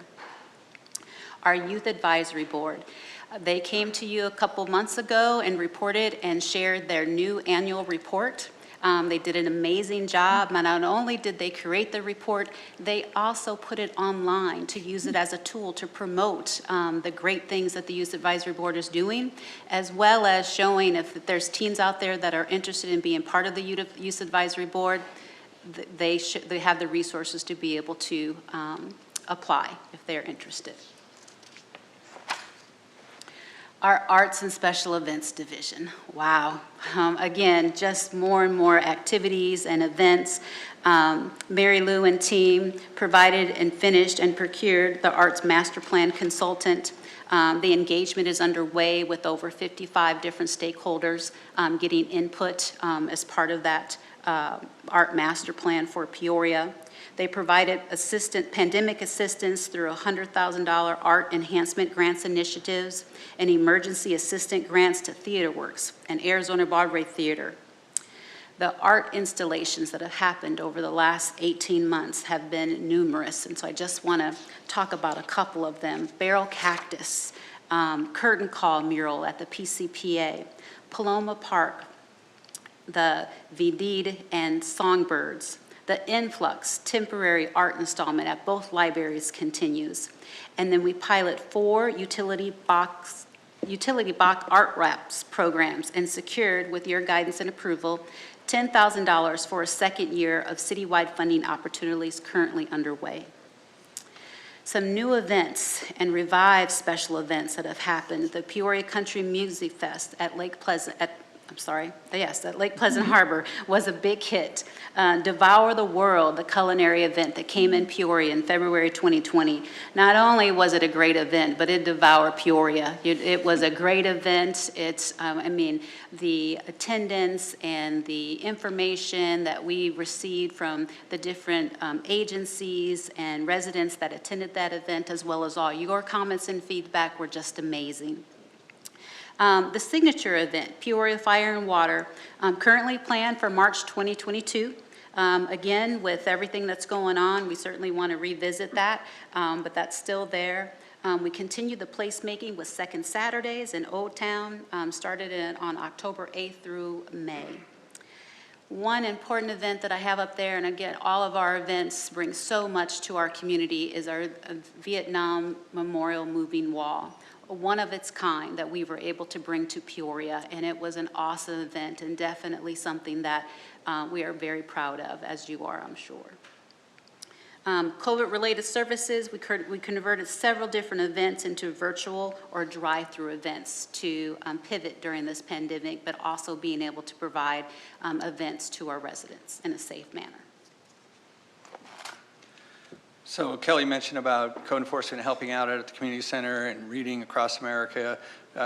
That team, no less, has a lot of hard work in front of them. It's tenuous at best, difficulty working with the community to better the community from a blighting, but they're award-winning at the same time. We were here just not too long ago with the ACE, the American Association of Code Enforcement, where they were highly regarded for marketing award for their virtual Code Compliance 101 they had put out to the universe and had great reception. So that was on the heels of doing them in person. Now we have a great hybrid model that not just us, but the rest of the nation can look to in order to do. They had Code Compliance Awareness Month, but last October that you helped with the proclamation, so they were very much appreciative with that. They've been busy with ad hoc codes subcommittee. The next item up, we're going to talk about one of the outcomes from that subcommittee, from a pilot program. Another pilot program that's seen great success is the graffiti pilot program. So we're able to now get virtually all of it consistently done and removed within 48 hours using a contracted service that we were piloting. So we're looking to continue that. And we're also had extended to residential removal. So we have commercial, residential, all through a call hotline, and we've had really good response to that. We're doing a lot of lessons learned on what you see up there is partial demolition of Smitty's, which is completely gone now, but we used a lot of what we learned on that whole process, which was a multi-year process just to get it to come down, let alone it's been in that condition for decades, on how we better approach other similar type properties in Peoria. So we have quicker resolution than we had to go through with that one. So a lot of enhancements for sure. So that's a lot of accomplishments we threw at you. I would take a little pause here to see if there's any reaction or comments or questions on anything that we've thrown at you before we get back into the more strategic aspects of our department. Councilmember Hunt? Wow, that's with an exclamation point. I'm glad you paused here because I wouldn't be able to explain it all at the end if you have more. Kelly, tell your group, fantastic, and that's close to my heart, that whole part, and they've just done amazing. Imagine having all these programs planned, successful programs, and then COVID hits. Oops, no more second Saturdays. Oh, what'll we do? Well, they went virtual. I mean, they're just an amazing group, and I'm sure you guys as leaders are responsible for keeping them motivated, and I just can't say enough about what they've done, and I can't wait until as everybody, can't wait to get them back in person. And this, you know how many, well, yeah, you probably do know how many years I wanted Smitty's to come down, and I was there with my video camera, and it's amazing. And the code guys, the graffiti abatement, they just work so hard, and they don't get a lot of respect, shall we say, all the time. But just pass along my just abundant appreciation of them and what they do day after day after day. So thank you so far, and we'll wait to hear the rest. Councilmember Patena? Thank you, Mayor. We've all heard the statement, if you build it, they will come. When we were building the resource center, my statement was, if we build it, we hope they come. So my question to you, Kelly, is you said they started out with 10 not-for-profits, and now they have 18. I have often made some periodic stops into the resource center, and it always seems to be very busy. My question to you is, are you happy at this point with the outcome and the number of people that you're serving in the resource center? Mayor and Councilmember Patena, yes, very happy. I mean, we started with the foundation that, with your guidance and support, we have continued to reach out to the nonprofits. We have had some nonprofits that have come and gone. Again, the team continues to look for the needs that we need in Peoria to be able to access nonprofits that can provide that particular service. COVID hit as well, and definitely we are in that mode of reaching out to our different partners and across the valley and just how we can help Peorians. So yes, at least right now, I feel that we're very comfortable where we are. Do we have more room to grow? Absolutely. Is there need still out there? For sure. Again, when you're working and engaging with the community, it's listening to your community, and that's one of the main reasons our department was kind of pulled together to understand and hear and learn what the community is needing, and we will continue to do that. And as those needs grow, then we will come back and be able to reassess what's needed at that particular time. But to answer your question, I think we're doing an outstanding job. Good, thank you. And then my second follow-up question is, what type of outreach do you do? There are a number of age-restricted communities in Peoria that could certainly use those services that the Resource Center provides. What type of outreach do you do to try to inform the people that these services are available to them and they can come and to the Resource Center to secure those services? Mayor and Councilmember Patina, we have a number of different media outlets and communication outlets because, of course, we're serving a wide range of different people, and they receive their information differently. So it is our normal marketing channels throughout the city, but we also leverage our nonprofit agencies that are in the Resource Center, and then those agencies that they work with to help us promote the different opportunities and resources that we have within the Resource Center to be able to make our reach further. As well as working with our larger partners, the Peoria Unified School District, Deer Valley School District. Again, just trying to reach out to all the different areas that we can get information for people so they know that we're there. And I'm really comfortable, certainly, again, COVID hit and just finding ways to pivot and get information out as safely as possible. Word of mouth has been another. We partnered with, we didn't say this today, but the last time we came before you, our Dial-A-Ride team, helped deliver some of the congregate meals, and they were hearing things from their particular ridership of what their needs were. So again, we're getting it from all different angles. Certainly sounds like you have it covered. Great answer. Thank you. Thank you. I just want to make a comment. We all talk about this pandemic as, really in a very negative light, and it is in every way. But because we had Neighborhood and Human Services Department, we were able to help all of the people who were going through this pandemic. It's our first pandemic, but you guys jumped in and immediately knew what to do. Immediately had the ability to leverage your resources and to bring all of the youth together and to bring code compliance into it and having them read at events. And I mean, just really changing the way that we did business so that what you were doing was delivering immediate services to our residents, to our neighborhoods, to our businesses. So, I mean, it's just perfect timing for your department to have come to the city of Peoria and been ready to deal with a global pandemic. So, I mean, we can't thank you enough. If we did not have what you guys have been able to deliver during this time, we would have been far worse off during this pandemic. We truly thank you. Thank you, Mayor. It really is an opportunity, perfect time to highlight how well not just this department, but the city as a whole is able to pivot in response to these things and come out better and stronger. So we're on that path, and so we're excited to be able to share that with you today. So as we move forward, this should look familiar from last time. We wanted to, in the short term, organize Connect. I think you've seen a lot of results here tonight of how we've been able to do that across multiple spectrums. We're already entering into the train and the build the capacity of those partners. A lot of them are the neighborhoods themselves that we want to do. And then once you build this, how do you sustain it? So those are going to be the challenges as we move forward. Again, the building capacity aspect, you see our van, you got to tour it. It's already being out there. We have a new logo for community engagement. Works hand in hand with our healthy neighborhoods, livability initiatives that you all have set for priority goals. So we're well on our way. Neighborhood capacity is the essence of what we are and our number one tool in our toolbox, and we're really putting it to good use.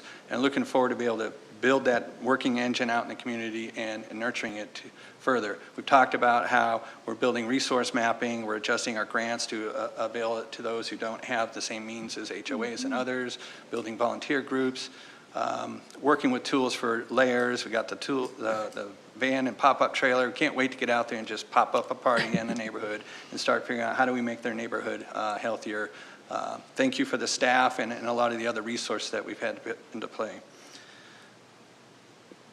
Along that same line from engagement is a three-prong approach that we're going to be coming back in, I think, February, that's initiated through the city manager's office, where we're going to work with many of our stakeholders in order to have better outcomes.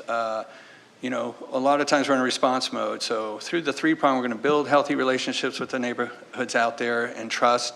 We're going to look at a proactive outreach on how do we prevent such the reactionary things that we may get, and then how do we handle those reactionaries that we don't get. The goal would be if we do the first two prongs well, the third prong kind of falls by the wayside. But nonetheless, we're working with a multi-department team. OC, communications could be heavy here. We've already seen some efforts out of the LED street lights as a result of a reactionary, so we're out there working on that. And then hopefully some proactive ones with pavement management, which we've seen a really good result when they started the Lake Pleasant waterways. COVID-19, I think, was another example of how we were proactively we're calling out, seeing how people are, letting them know we're here. Our staff's already motivated to do that, so it wasn't a problem at all to have. A lot of this came from them and their ideas, and this has been a great time. And then we're working regionally, how do we continue this? We work very closely with our partners in the West Valley cities and now even closer with MAG. So we'll be here more in depth next month at a study session to really get into this engagement effort that I think you're going to be excited to hear more about. And then again, I talked about the long term, how do we sustain it once we get there? This is kind of a moving target as we get there and closer. We're definitely going to use multi-platform on how do we communicate. When you asked earlier, how do we reach those most in need? That tends to be the most difficult one. I just came off of Project Cities project, and on a COVID response that we did, we're doing next semester on how do we tackle the affordable housing, which we're going to talk a little bit about here and tee up. So there's a lot of tools in motion, and one of the things we ask them, how do we better communicate those needs? They're the hardest ones, the most barriers to overcome. So it's going to take a lot. We want to build neighborhood champions, any number of ways we can engage the neighborhoods for ongoing sustainable. And we're going to need some tools. We talked about, I think we have the CRM that's going to go out for bid. That's going to be a huge one. And then overlapping our Healthy Neighborhoods initiatives of the livability goals is going to help stem that sustainability, maybe create an alumni group once we get some real high-functioning neighborhood groups out there. So in the area of housing, this is another tee up because we're going to come back in March, I believe, for a study session. So just a real quick, in order to know where we're going, we have to kind of know where we've been and see what the trends are. In affordable housing, or the housing trends in general, it's good to know. So what you're looking at here is the first graph showing the gap that's happening between median housing pricing and the median income. And that's out of the MAG regional study. That helps us identify the affordability gap, that it does indeed exist. To what extent, we'll dive a little deeper in March. You know, it can be some missing middle housing concepts that are out there. The chart on the right is specific to Peoria. MAG ran that same data set just for Peoria. And so it's alarming to hear that we have 16,500 households that spend more than 30% of their household. That's generally your affordability threshold for their housing needs. And of them, 6,700 are spending more than 50%.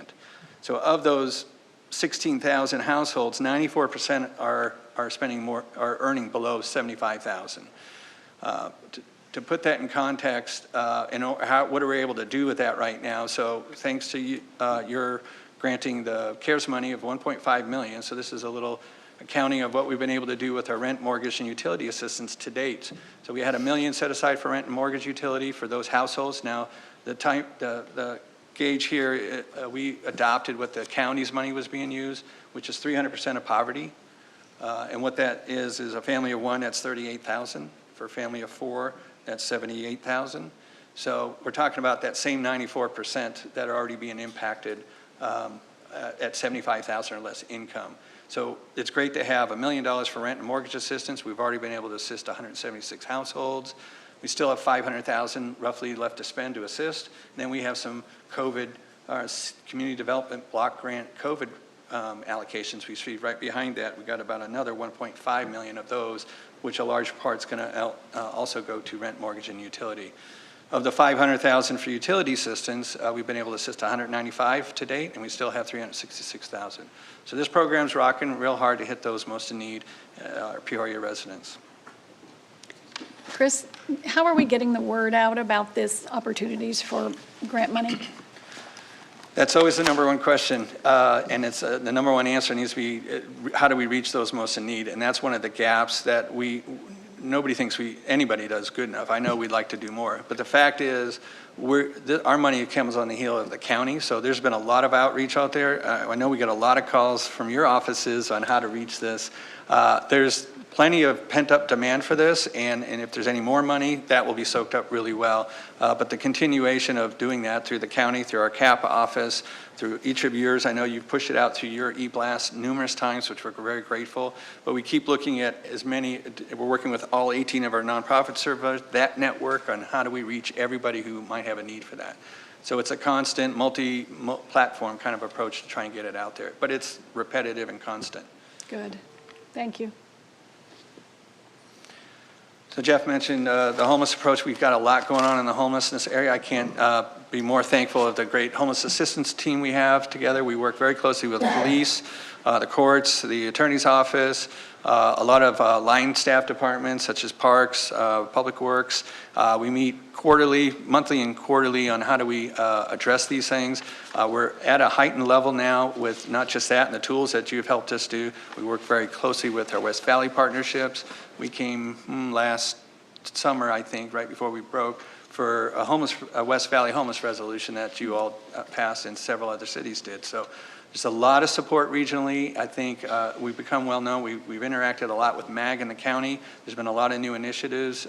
They're looking at the Continuum of Care Board and the structure. We push hard as a West Valley entity to say, hey, we need a presence more than just one, where other cities have a lot more. We're all impacted by this thing, and we all should have a seat at the table. So we're seeing some growth in those areas.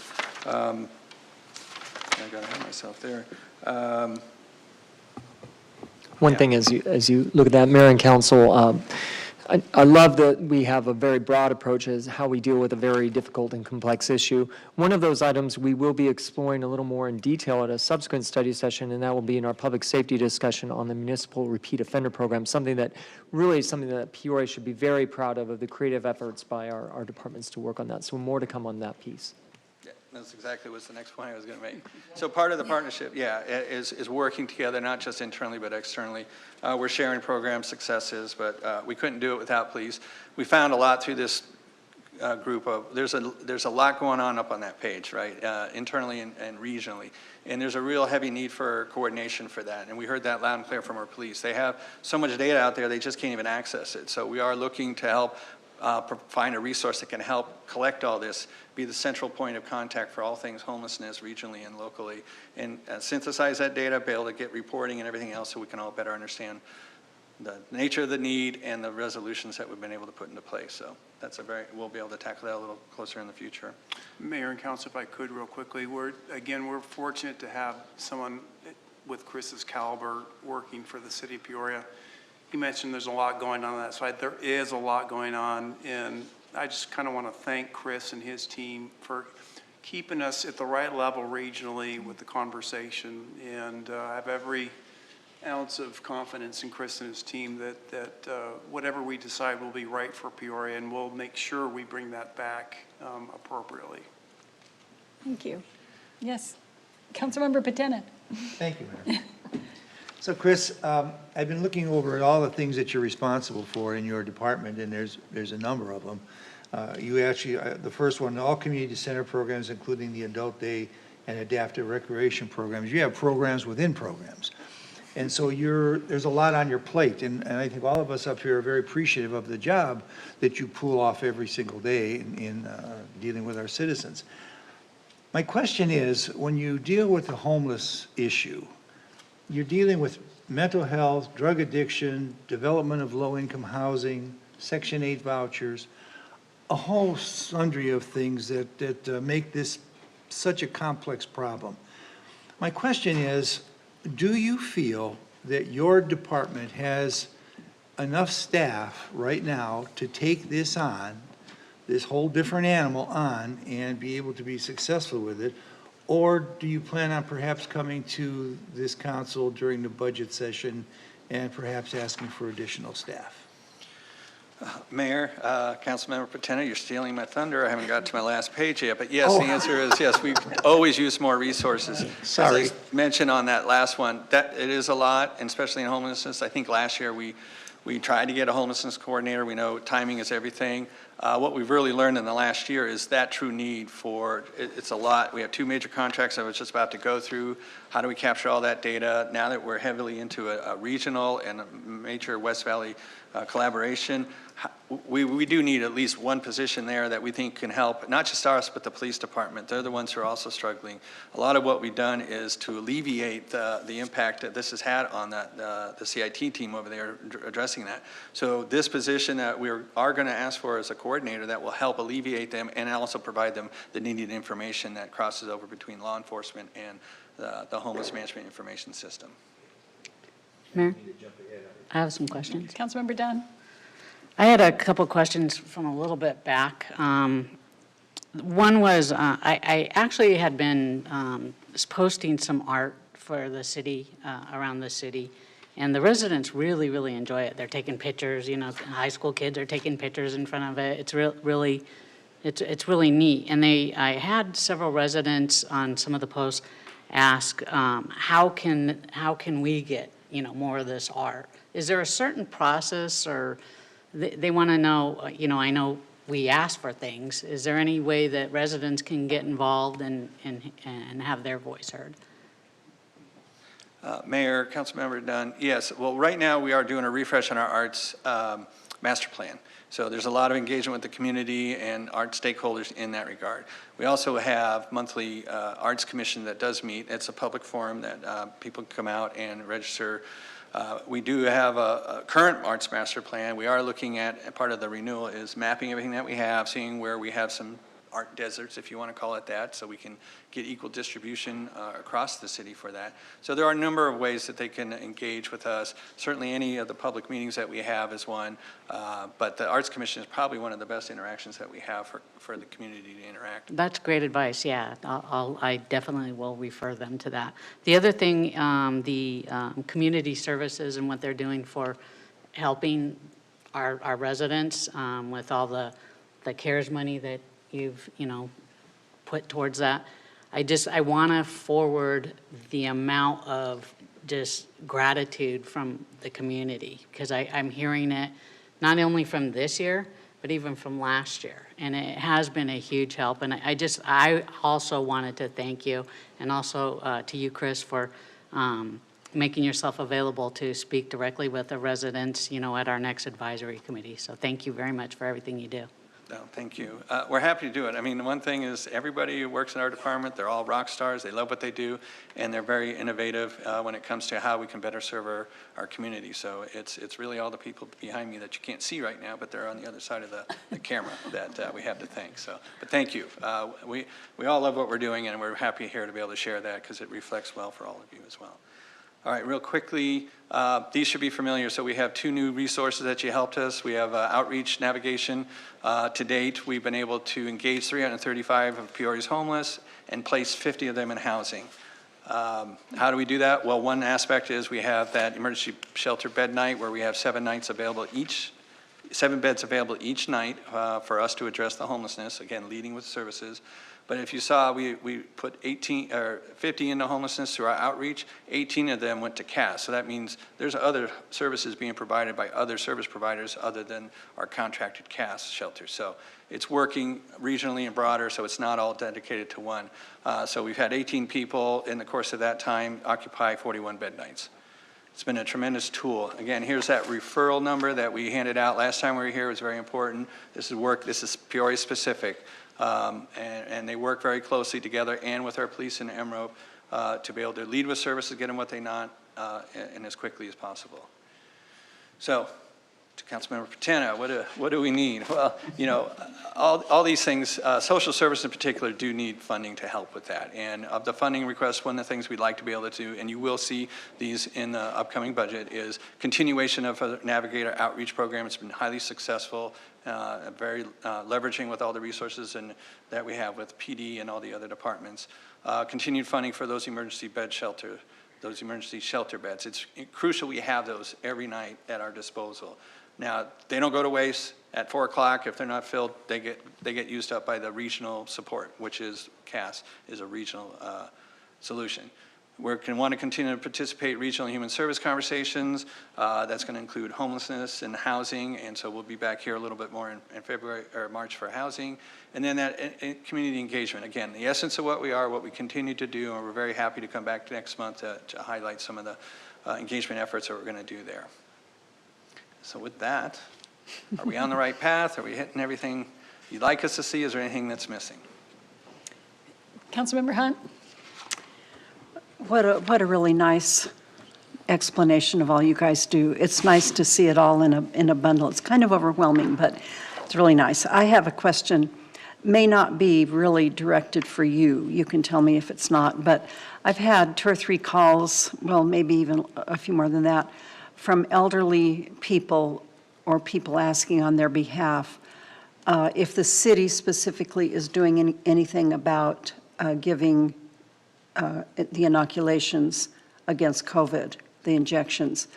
They're elderly. Some have even tried to call, and I've heard this on the news and everything, you just call and call and call, and the line's busy. But they can't really get downtown or anywhere. Are we just doing anything more locally to support the injections?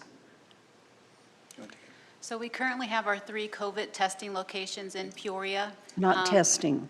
Right, our testing locations. However, the contract that we secured with them, they are able to provide the COVID vaccine once available to the general public. They have not received that yet, but once they do, then they will be offering it at those 3 different locations in Peoria. Well, it's available now to people, I think it's over 65 or people with pre-existing, so it's open to those. So can these particular people would fall in that group? Right. Once our provider, which is Emory or Test Now, right now, they have not received their batch of vaccinations just yet. From my understanding, there is a process that they need to go through. They are contracted through the county. So once they do receive those vaccinations, then they will be able to administer them. I'm also aware that there's different agencies throughout the community and also different, and I'm not sure the area or the different region that you're receiving the calls, but we received a couple different phone calls Mostly from assistant living agencies that are working with Maricopa County and community partners to be able to bring those vaccinations to those individuals in the assistant living. But I can get that information from you and do some Yeah, these follow-up. people aren't in assisted living. They kind of assume they'll get it there. And then kind of as a side note, will we do anything special when it is more available for our homeless population to get them vaccinated? Mayor, Councilmember Hunt, yeah, we are working with our outreach provider. Again, it's access to the doses. That's the key right now. And right now, the only one I'm aware of is at the Cardinal Stadium. I've had relatives of my own that are 65 and older, or teachers, the first essential services, by appointment only. I'm not sure what the website is, if it's through the state or the county at that one. But right now, if that's the one that I know they're actually delivering. You can see the lines forming there every 7 days a week, I think, or at least 6. So we direct them there until we have better concrete information to share what we have available in Peoria. We have people calling us. We're trying to connect them, but it's that access to the dose and the training that's needed because of the temperature So we just need more control. access, which probably everybody's in the same boat. Addition, Okay, thank you.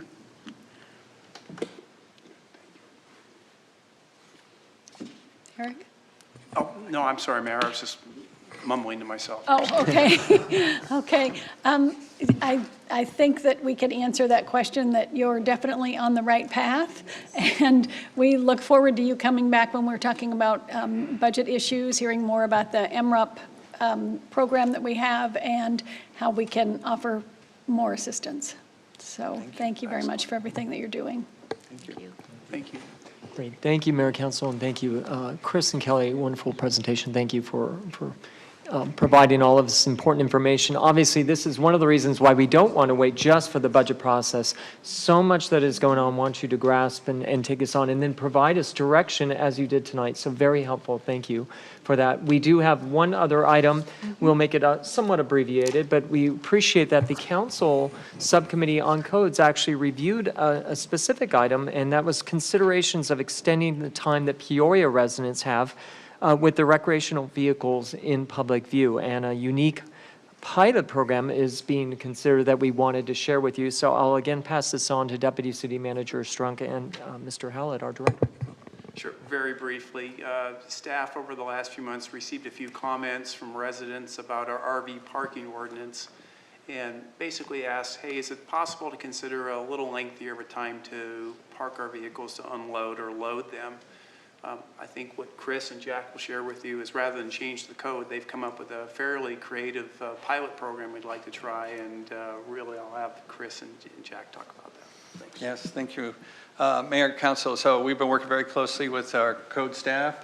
Jack and his team have, when they were doing their Code Compliance 101 and the virtual, we got a lot of feedback. One of the number one things we hear in some of the communities, either there's not enough time to load my RV, or there's too much time that these RVs are out in plain sight. So we wanted to take that to heart and see if there was a thing we could pilot. So administratively, we like to pilot. Right now, as Mr. Trunk said, you're not allowed any more than 24 hours where it's not screened. It's usually behind a side gate, RV gate or whatnot, so it's screened by at least 6 feet. And that's only for if you're going to be loading it in preparation to use it.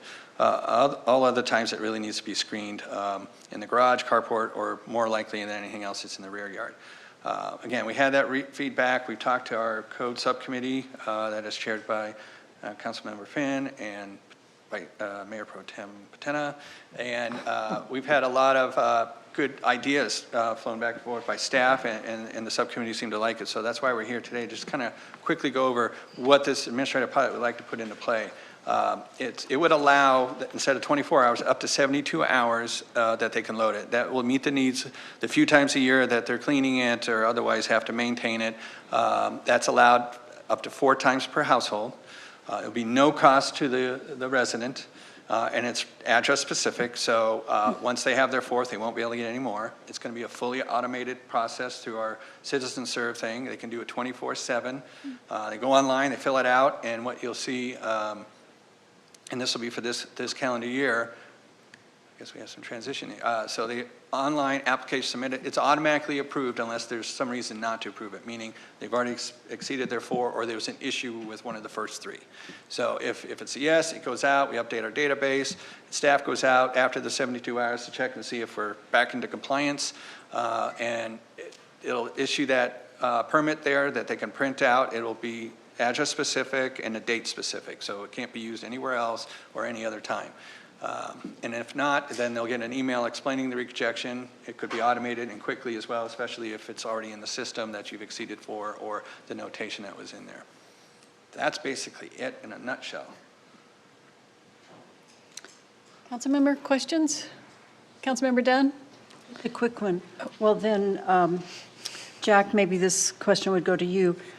Say I type it in and I get my 72 hours. Trust me, I don't have a motorhome, but theoretically. Then does that notice go to Jack or one of his men so that they know when the 72 hours starts? It comes directly to our office, and Okay, and then it goes on the officer's schedule. Do you do a drive-by at the end of 72 hours? It'll go right on the officer's schedule. Perfect, thank you. Councilmember Dunn? Yeah, I just wanted to thank you guys for all the hard work that you put into this. It's very appreciated. I know Bill and Mike worked hard on this on their committees as well.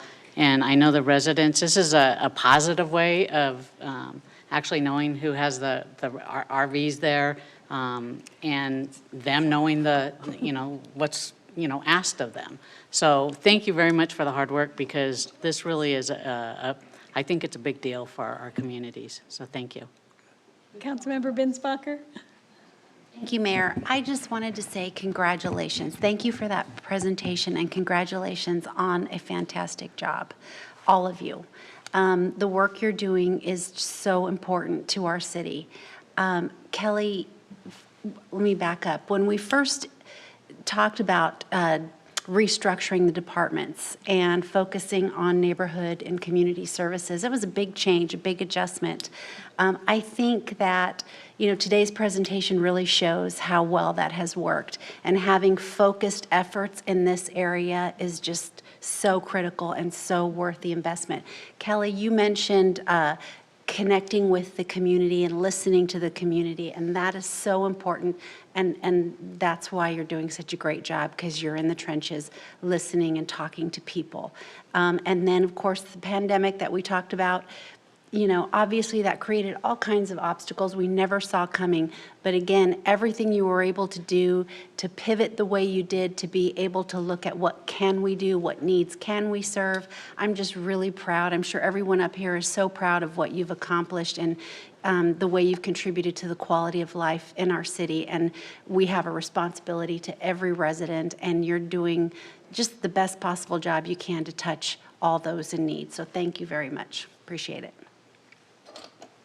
Thank you. All right. I think that's it. We are all very, very proud of you and glad we could make this presentation in public tonight. So thanks a lot. Thank you. Super. Thank you. Anything else, Mr. Tyne? No, that is it. Thank you very much, and council, appreciate so much the direction you provided to us on what is needed within our community. And as a result, we're so proud of the efforts that we're seeing going forward. I appreciate Councilmember Dunn bringing forward the concept of the RV ordinance to the board's, the subcommittee. Just great work by our elected leaders in coordination with our staff. It's fun to see. Thank you. Thank you. And with that, we are adjourned until our 6 p.m. regular council meeting.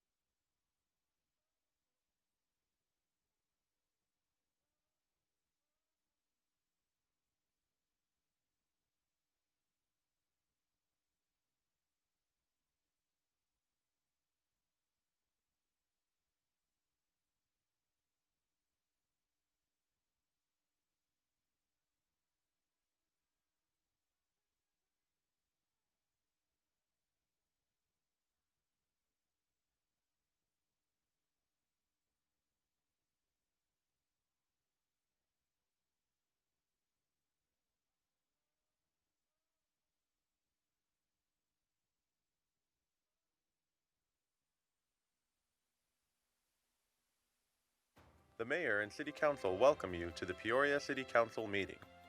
As a courtesy to others, please silence all phones. If you would like to address an issue that is on the agenda, or if you would like to speak to the council regarding a non-agenda item, please complete a speaker request form, which can be found in the front lobby of the Peoria City Council chambers or in the tray to the left of the speaker's podium. Please place the completed speaker request form in the second tray to the left of the speaker's podium labeled Request to Speak. All speakers will have 3 minutes to complete their comments. A countdown clock is easily visible on the left side of the wall behind the City Council dais. Only items listed on the agenda may be addressed by the council.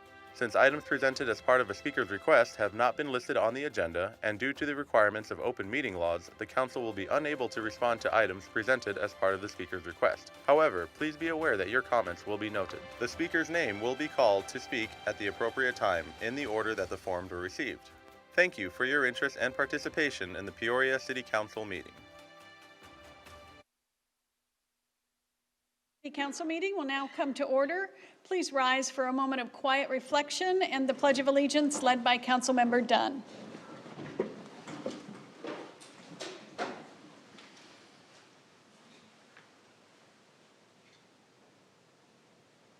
pledge allegiance To the flag of the United States of America and to the republic for which it stands, one nation, under God, indivisible, with liberty and justice for all.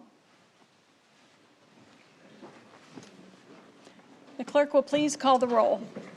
Mayor Carlett, Here. Vice Mayor Edwards, Here.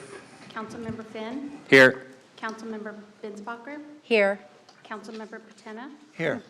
Councilmember Hunt, Here. Councilmember Dunn, here. Youth Liaison Tawari, Youth Liaison Van Winkle. Here. Thank you. Good evening and welcome to the Peoria City Council meeting of January 19th, 2021. We continue measures to ensure the health and safety of our residents while assuring that the actions of your city council remain transparent. This plexiglass is one of the many changes that have been put in place amid the COVID-19 pandemic. Within the council chambers, masks are required and capacity is limited. The barriers you see between us allows us to conduct council business without a mask while controlling the possibility of transmission. For additional in-person and remote viewing and speaking measures, please consult the City of Peoria website. We will begin with the consent agenda this evening. All items listed on the consent agenda are considered to be routine or have been previously reviewed by the City Council and will be enacted by one motion unless a council member requests an item to be removed and considered in the normal sequence on the agenda. Council, are there any items to be removed from consent? Mayor, Councilmember I'd like Hunt? to request item, item number 8 be reviewed. Thank you. Do I have a motion on the remainder of the consent agenda? Second. We have a motion and a second. Council, please vote. And the consent agenda passes unanimously with the exception of item 8C.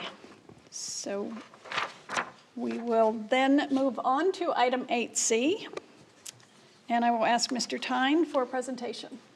Thank you, Mayor and Council. And this would be a discussion and possible action to approve the expenditure in the total amount of $1,019,725 to the contractor Viasun Corporation. To discuss this further, we have Kevin Burke, our Public Works Director, and Rhonda Hummels, our Deputy Director as well. Good evening, Mayor and Council. I should apologize, it's Janet Ramsey behind the mask. I brought my safety net tonight. Janet Ramsey, our street manager, is also here to explain this item. So just a couple of slides for you to hopefully answer any questions. This is our spring 2021 pavement preservation projects. So this map, not intended to be read in detail, more just to be able to see so you can get an idea of kind of where we're doing work around the city of Peoria and kind of the different color splotches I'll decode for you in just a minute. But we have our pavement management program for FY21 is a total budget of $6.5 million. That's actually a combination of 2 capital improvement programs and broken into 4 phases or 4 different contracts. One of those CIP is really the reconstruction and rehab. This is our more impacted streets that typically need a mill and overlay. So this is a more severe treatment that we are doing. That was $2.9 million in the budget. You've already seen come before you Peoria Avenue. That was from Grand to the 101. That's done and in function. The second is Lake Pleasant Parkway from Beardsley to 95th. That is underway, except for the temporary delay due to the rain. But aside from that, we are underway with that piece. The other part of it is really the maintenance or the preservation side of the program, and that's where really we want to get as much of the street inventory as possible. In FY21, that's $3.6 million. We did the first part, which is those red pieces that you see around there, as well as a little bit of the blue in the upper left-hand part of the map. But those are slurry seal and seal coats. That's essentially our residential streets. That's how we treat those to get those into better shape. And then the last part, which is the one that we're here tonight, is the micro seal. And that again is a sealant that is applied to collectors and arterial, and it's in green, but I'll go over that in just a little bit more detail. But to give you an idea of the micro seal, here's just a couple of pictures. This is Beardsley that we've done just recently. Here's another one that's showing kind of a before and after on Butler of the micro seal. As you can see, the streets aren't in perfect shape, but they're in decent shape. But once you apply the seal coat, really brings it back up to a more usable standard for use. So in terms of tonight's agenda item, again, it's a micro seal is the work to be done. Viasun is the contractor, and the contract amount is for $1,019,725. It's going to go quite a ways. We've got a number of projects we're able to take on. Peoria Avenue, the other half of it, we went from Grand to 101. Now we're going from Grand to the city limits on the eastern side with the micro seal. You've got Beardsley, a portion of that that's being attended to 81st to 83rd. Union Hills Drive as well. Deer Valley Road, we'll see 83rd to 95th. Desert Harbor Boulevard, we'll get that entire half loop there taken care of. A number right down on the southern side, 89th from Olive to Northern, then 87th Olive to Northern, and 85th Las Palmeritas to Olive. So those are kind of the 3 segments on the bottom there. And then again, we've got some ones on our northwestern side of town with 101st, Irma, Mohawk, and 99th Avenue, Beardsley to Potter. So those are all micro seals, spreading that $1 million as far as we can possibly take it. The last thing since I had your attention that I just wanted to touch on related to the pavement management program is that every 3 years we actually do a condition assessment where we go out and look at every single street in the city of Peoria to see what sort of condition it is. This was first done in 2017, and we'll talk about this in more detail later this spring, but just wanted to give you an update that it was a PCI, Pavement Condition Index score of 72, which was a very good score. The national average is somewhere around 65, 66, so we were doing very good. 3 years later, and we've done a little bit of surge and focus on our streets. In 2020, we've been able to get that PC up to 77. And so very excited when you look at the pie chart of kind of the streets in different categories. You see a lot of green up there, and so that's a very satisfying position to be in.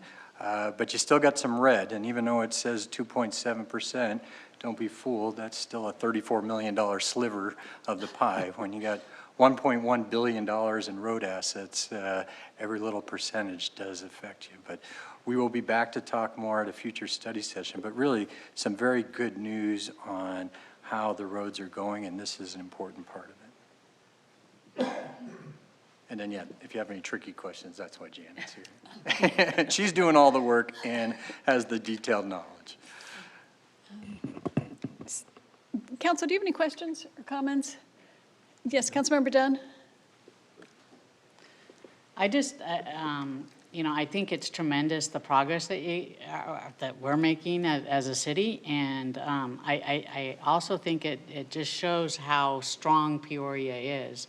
I mean, when you can look at and drive on the roads in other cities and, you know, I know it's a lot of money, but I'm very, very proud to see that what we're doing and the care that we're taking and the attention to it, because it really does speak volumes about Peoria. Thank you. So thank you. Yeah, thanks for the support. Thank you. And I think when we talk about the budget, we're going to talk a little bit further about how we make the decisions about how we maintain our streets, because it's not quite so simple as just putting down pavement or slurry seal and walking away. It has to do with timing and condition and stretching those dollars as far as we possibly can. Absolutely. So I'm very interested to hear that presentation, and I guess we'll have to wait for that, so we'll stay tuned. Stay tuned. It's a teaser tonight. Yes, there's the teaser. Okay, and so if seeing no other comments, do we have a motion on the pavement management program, item 8C? Second. We have a motion and a second. Council, please vote.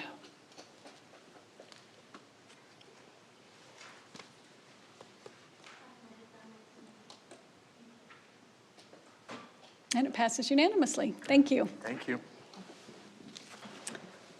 All right, we will now move on to regular business, and item 11R and 12R, the applicant has requested a continuance on those. So 11 and 12, do I have a motion to continue those two items? So moved. We have a motion and a second. Council, please vote.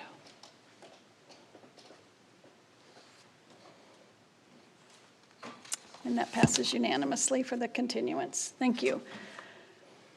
The next item on the agenda is call to the public for non-agenda items.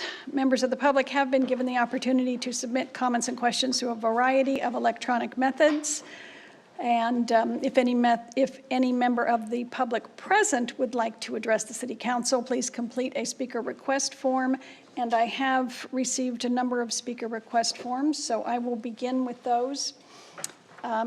Mr. Justin Owen, please. That's me, I'm Justina. Justina, I'm sorry, I didn't see that whole. William White, go up with me real quick. Yes, you can both come up. Please proceed to the podium here. Just state your name and address for the record. Right there in the middle. My name's William White. Okay, and I'm Justina Owen. Thank you. All right. We're here on the issue of fireworks in the surrounding areas. It's been a very problematic issue for quite some time now. I've been living in Peoria, North Peoria and South Peoria, for about 9 years now. And I've been in South Peoria, specifically near 67th Avenue and Peoria, for the past 3 years. And it seems like it's getting worse and worse. I can't even walk my dog anymore without him shaking, going down the road. There's been numerous veterans that have complained. Excuse me. Thirsty? Did you want to? Yes. Also, there's the issue of the fire hazard, obviously in the desert, and the buildings being in close proximity. I live in Olive Square on Olive Avenue, and just to our area north, I've had to call the police a couple of times.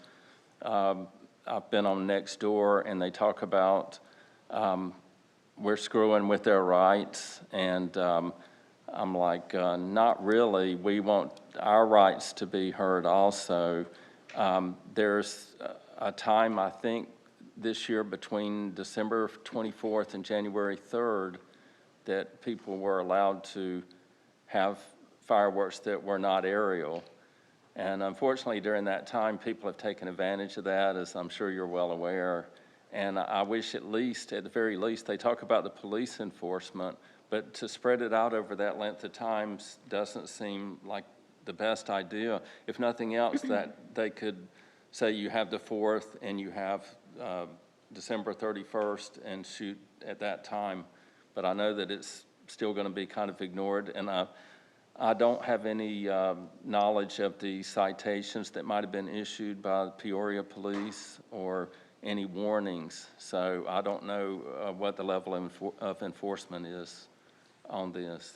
It's also, it's not just an issue during that time, it's a year-round issue. Just because this is the Wild West doesn't mean that we can't be civilized people. You know, some people do want to live quiet lives, you know, and be at peace with their families, and that's what I want, and I think that's what you all want.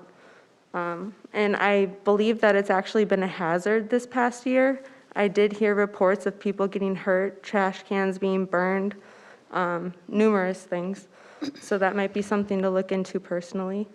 And I was told that on Nextdoor that I sounded like a Democrat, and I told him I was a proud unaffiliated voter here. So we appreciate your time. Thank you. Thank you both for coming. As you know, we are not able to respond directly to non-agenda-sized items, but, you know, fireworks is a state law instead of a city law. But I will ask the city manager to have somebody speak to you about how that law works and what enforcement might come of it and what possible changes there might be. Okay, thank you. Thank you very much. Have a great day. Okay, I have one more speaker request form from Taylor Earl.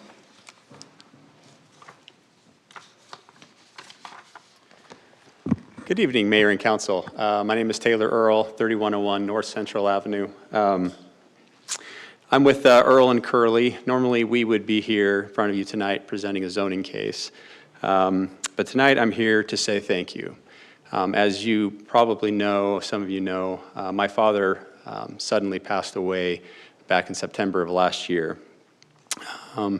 He had been, I think, what people would refer to as a mainstay. Some people called him a legend in the zoning world for over 30 years.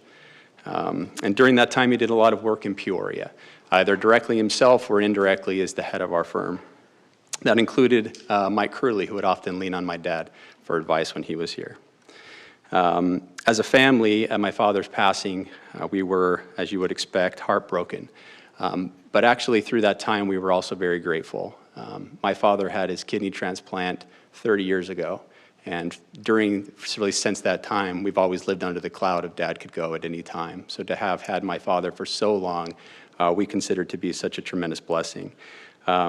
It was a great blessing of my life to practice law with him, ultimately becoming law partners, and that's a tremendous honor that means a lot to me.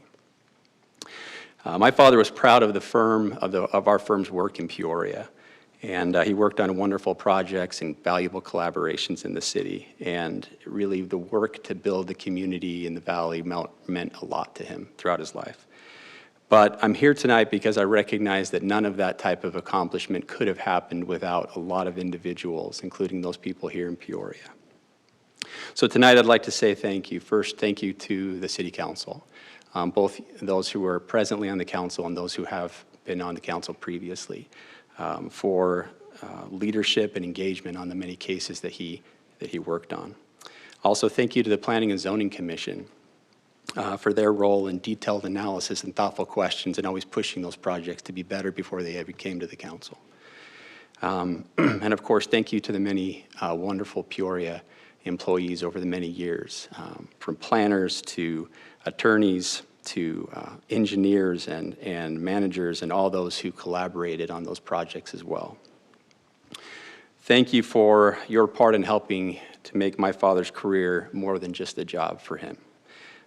It really was one of his great life's purposes to bring good development to the valley, including Peoria, and to make sure he always did so with integrity and professionalism, and if you knew him well, humor. So thank you on behalf of myself and my firm and my family. I hope you know that your contributions to the valley and to Peoria really matter, and they're greatly appreciated. So thank you. Taylor, thank you so much. It is very, very kind of you to come here and make those wonderful comments, and your father's legacy will live on forever in the city of Peoria. Thank you. Thank you.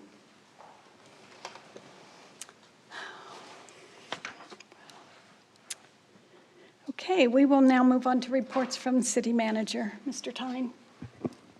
Great. Thank you, Mayor and Council. Just two items that I have tonight. One of them a little longer, and that is the first one to talk a little bit about Peoria's local COVID relief efforts. And it's important to remember that as the COVID pandemic reached our shores, it was local governments that played such a pivotal role in providing immediate support and resources on the ground to our residents. And as you recall, all of you, council, were aware of that and quickly recognized where we most had our most vulnerable residents and our vulnerable businesses as well, and how they could be affected. And so this resulted, of course, in the Peoria Cares program that was put forward. While this has been something that we have reported to you on what our approach is, and while we have offered some meaningful examples of where it's shown itself in the community, we feel it is also important that you just get a sense of the current status by the numbers. And so if you will indulge me, I'll speak to a little bit of some of the programs that you had put forward and some of the results that have occurred. Of course, more to come on this. This is obviously we're still in the midst of this, but it is important that you know that not only your Peoria staff, but your Peoria businesses and your agencies and your not-for-profits are here to make things happen. Examples of that include the small business rent, mortgage, and utility assistance, where we have 77 Peoria-specific businesses that receive significant grants in that area, averaging $16,000. So that's $1.2 million that was put into play. That doesn't even account to the immediate efforts that we had done in the providing signage and the number of other efforts that we've taken on within that area. Within the work environment in city facilities, all City of Peoria facilities have been cleaned to another level, air handling systems changed, and the touchless fixtures in all of our different facilities for all of our public. Within the Human and Social Services, we were fortunate enough just recently in our study session to hear a couple of the facts, and that included that we provided 176 different households with assistance, including in rent and mortgage assistance for those most in need immediately on that. You heard as well about the coordination partnership we have with the Peoria Unified School District on the Summer Child Care Services Program, but also 200 households that we also assisted with utility assistance on top of the rent and mortgage assistance, different groups in there. In addition to that, 200 hotspots are currently out right now in the community, as well as 70 Chromebook laptops that are out in the community. Needless to say, you remember the community paramedicine program and taking that to the next level. Kind of fascinating to see that the number of contacts, visits, and referrals within our community paramedicine program have quadrupled in just the last year because of the need that was there and the service that we could provide. And that is directly related to the CARES effort that we were put forward. The Community Development Block Grant had provided some additional money. That is a federal grant program. We put that in quickly into play. As a result of that, we have had $120,000 worth of business assistance being requested out of the $100,000 that we have available. Some hard decisions that are put forward, but it is something that is just about to be put into additional businesses' hands as well. Wanted to just give you a sense of some of the numbers that are going through. I will provide you a more detailed summary, and you will receive further information on the outcomes that we've had on this, but we think it's important that all of us know that not only our amazing Peoria staff have done this, but our businesses, our not-for-profits, ASU, our Chamber of Commerce, any number of stakeholders that have all stepped up here in the city. So we wanted to let you know on that. Any questions specifically on those different programs? What a tremendous blessing to be able to provide all those benefits to our businesses and our residents during a time when it is so needed. I mean, really, really amazing that we were able to put boots on the ground that quickly and find out the needs, put those programs in place, and really just deliver cash as much as we could to the people who needed it most. So thank you for all of your efforts. Thank you, Mayor. Appreciate the comments, and thank you to all of us in the Peoria community, Team Peoria, as they say. Speaking of which, we heard earlier in study session, our Neighborhood and Human Services just doing an amazing job, and their director recognizing their champions within their within their organization and all that they've done, and champions, of course, in the community. We have another group of champions as well, literal champions, and that is our Sunrise Mountain High School footballs. And so with that, we're going to take the opportunity for our Vice Mayor to showcase through video a little bit of that recognition. So we'll pass it.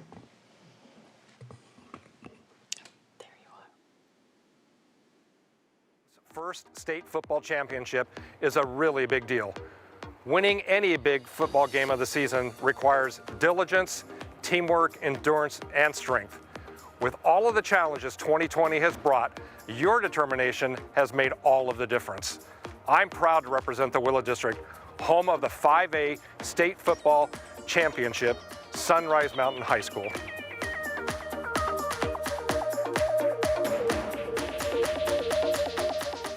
Woohoo! It's exciting to see. I think we all recognize how extremely competitive Arizona State High School football is, especially in this day and age, and what an accomplishment for them. And so thank you, Vice Mayor, for the recognition. That is all I have. Thank you.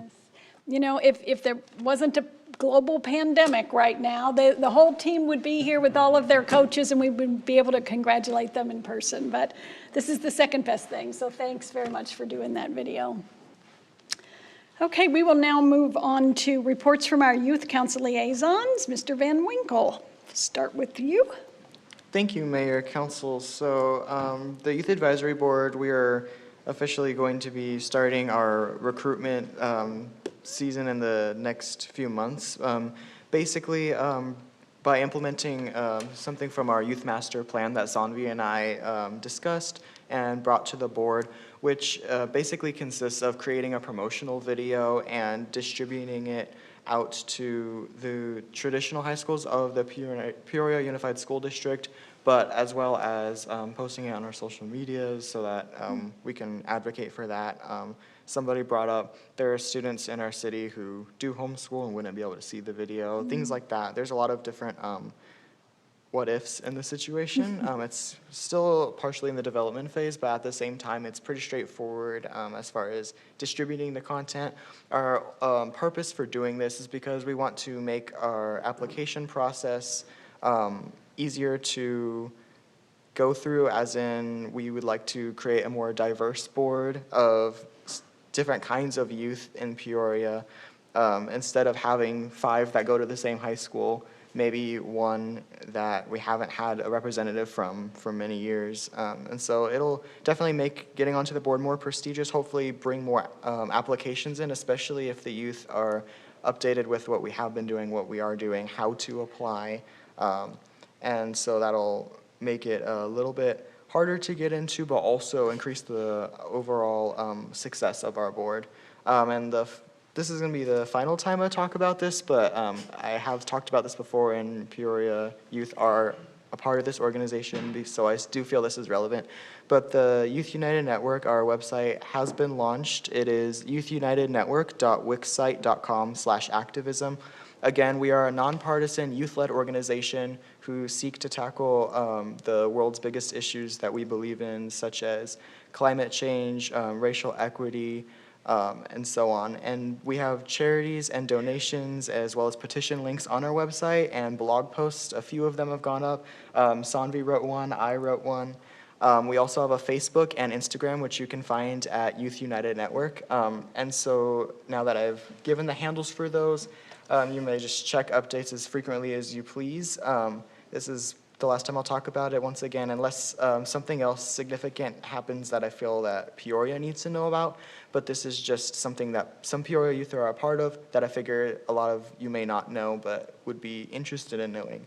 And if our hopes go through, then one day everybody will know who we are, and that the youth will have a lot more power and sway than we have traditionally had. But great things are coming. So thank you, Mayor. Thank you, Council.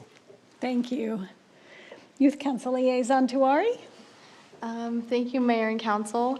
So Dom definitely covered the most of it, but we did have a Youth Advisory Board meeting last week in January. So I'm just going to go over a little bit of what we talked about. So that was our first meeting in January. So with a new year comes new goals for the board. So one of our main goals, like Dom mentioned, is recruitment, because it's not really an issue, but one of the major things that we've been noticing is that we have a lot of high school students on our board, but actually our board is open to anybody who is 7th grade and beyond. So we want to try and recruit younger youth so that they can live out the full experience and learn new things on the board and kind of all grow together throughout the high school experience and late middle school experience. So that's what we're trying to focus on right now. And another thing that we have been focusing on are ways to unite our board. Despite COVID, we have been quite successful. Most board members know each other. We've had retreats. We volunteered at events together. Even though it was very minimal, we've still had opportunities to do that. But another goal is to reinforce that unity throughout this new year, because COVID has definitely hindered that, and we want to get to know each other better and kind of grow as a family and finish out the year strong. So that's all I have. All right. Thank you. Thank you both very much. And there being no further business, we are adjourned.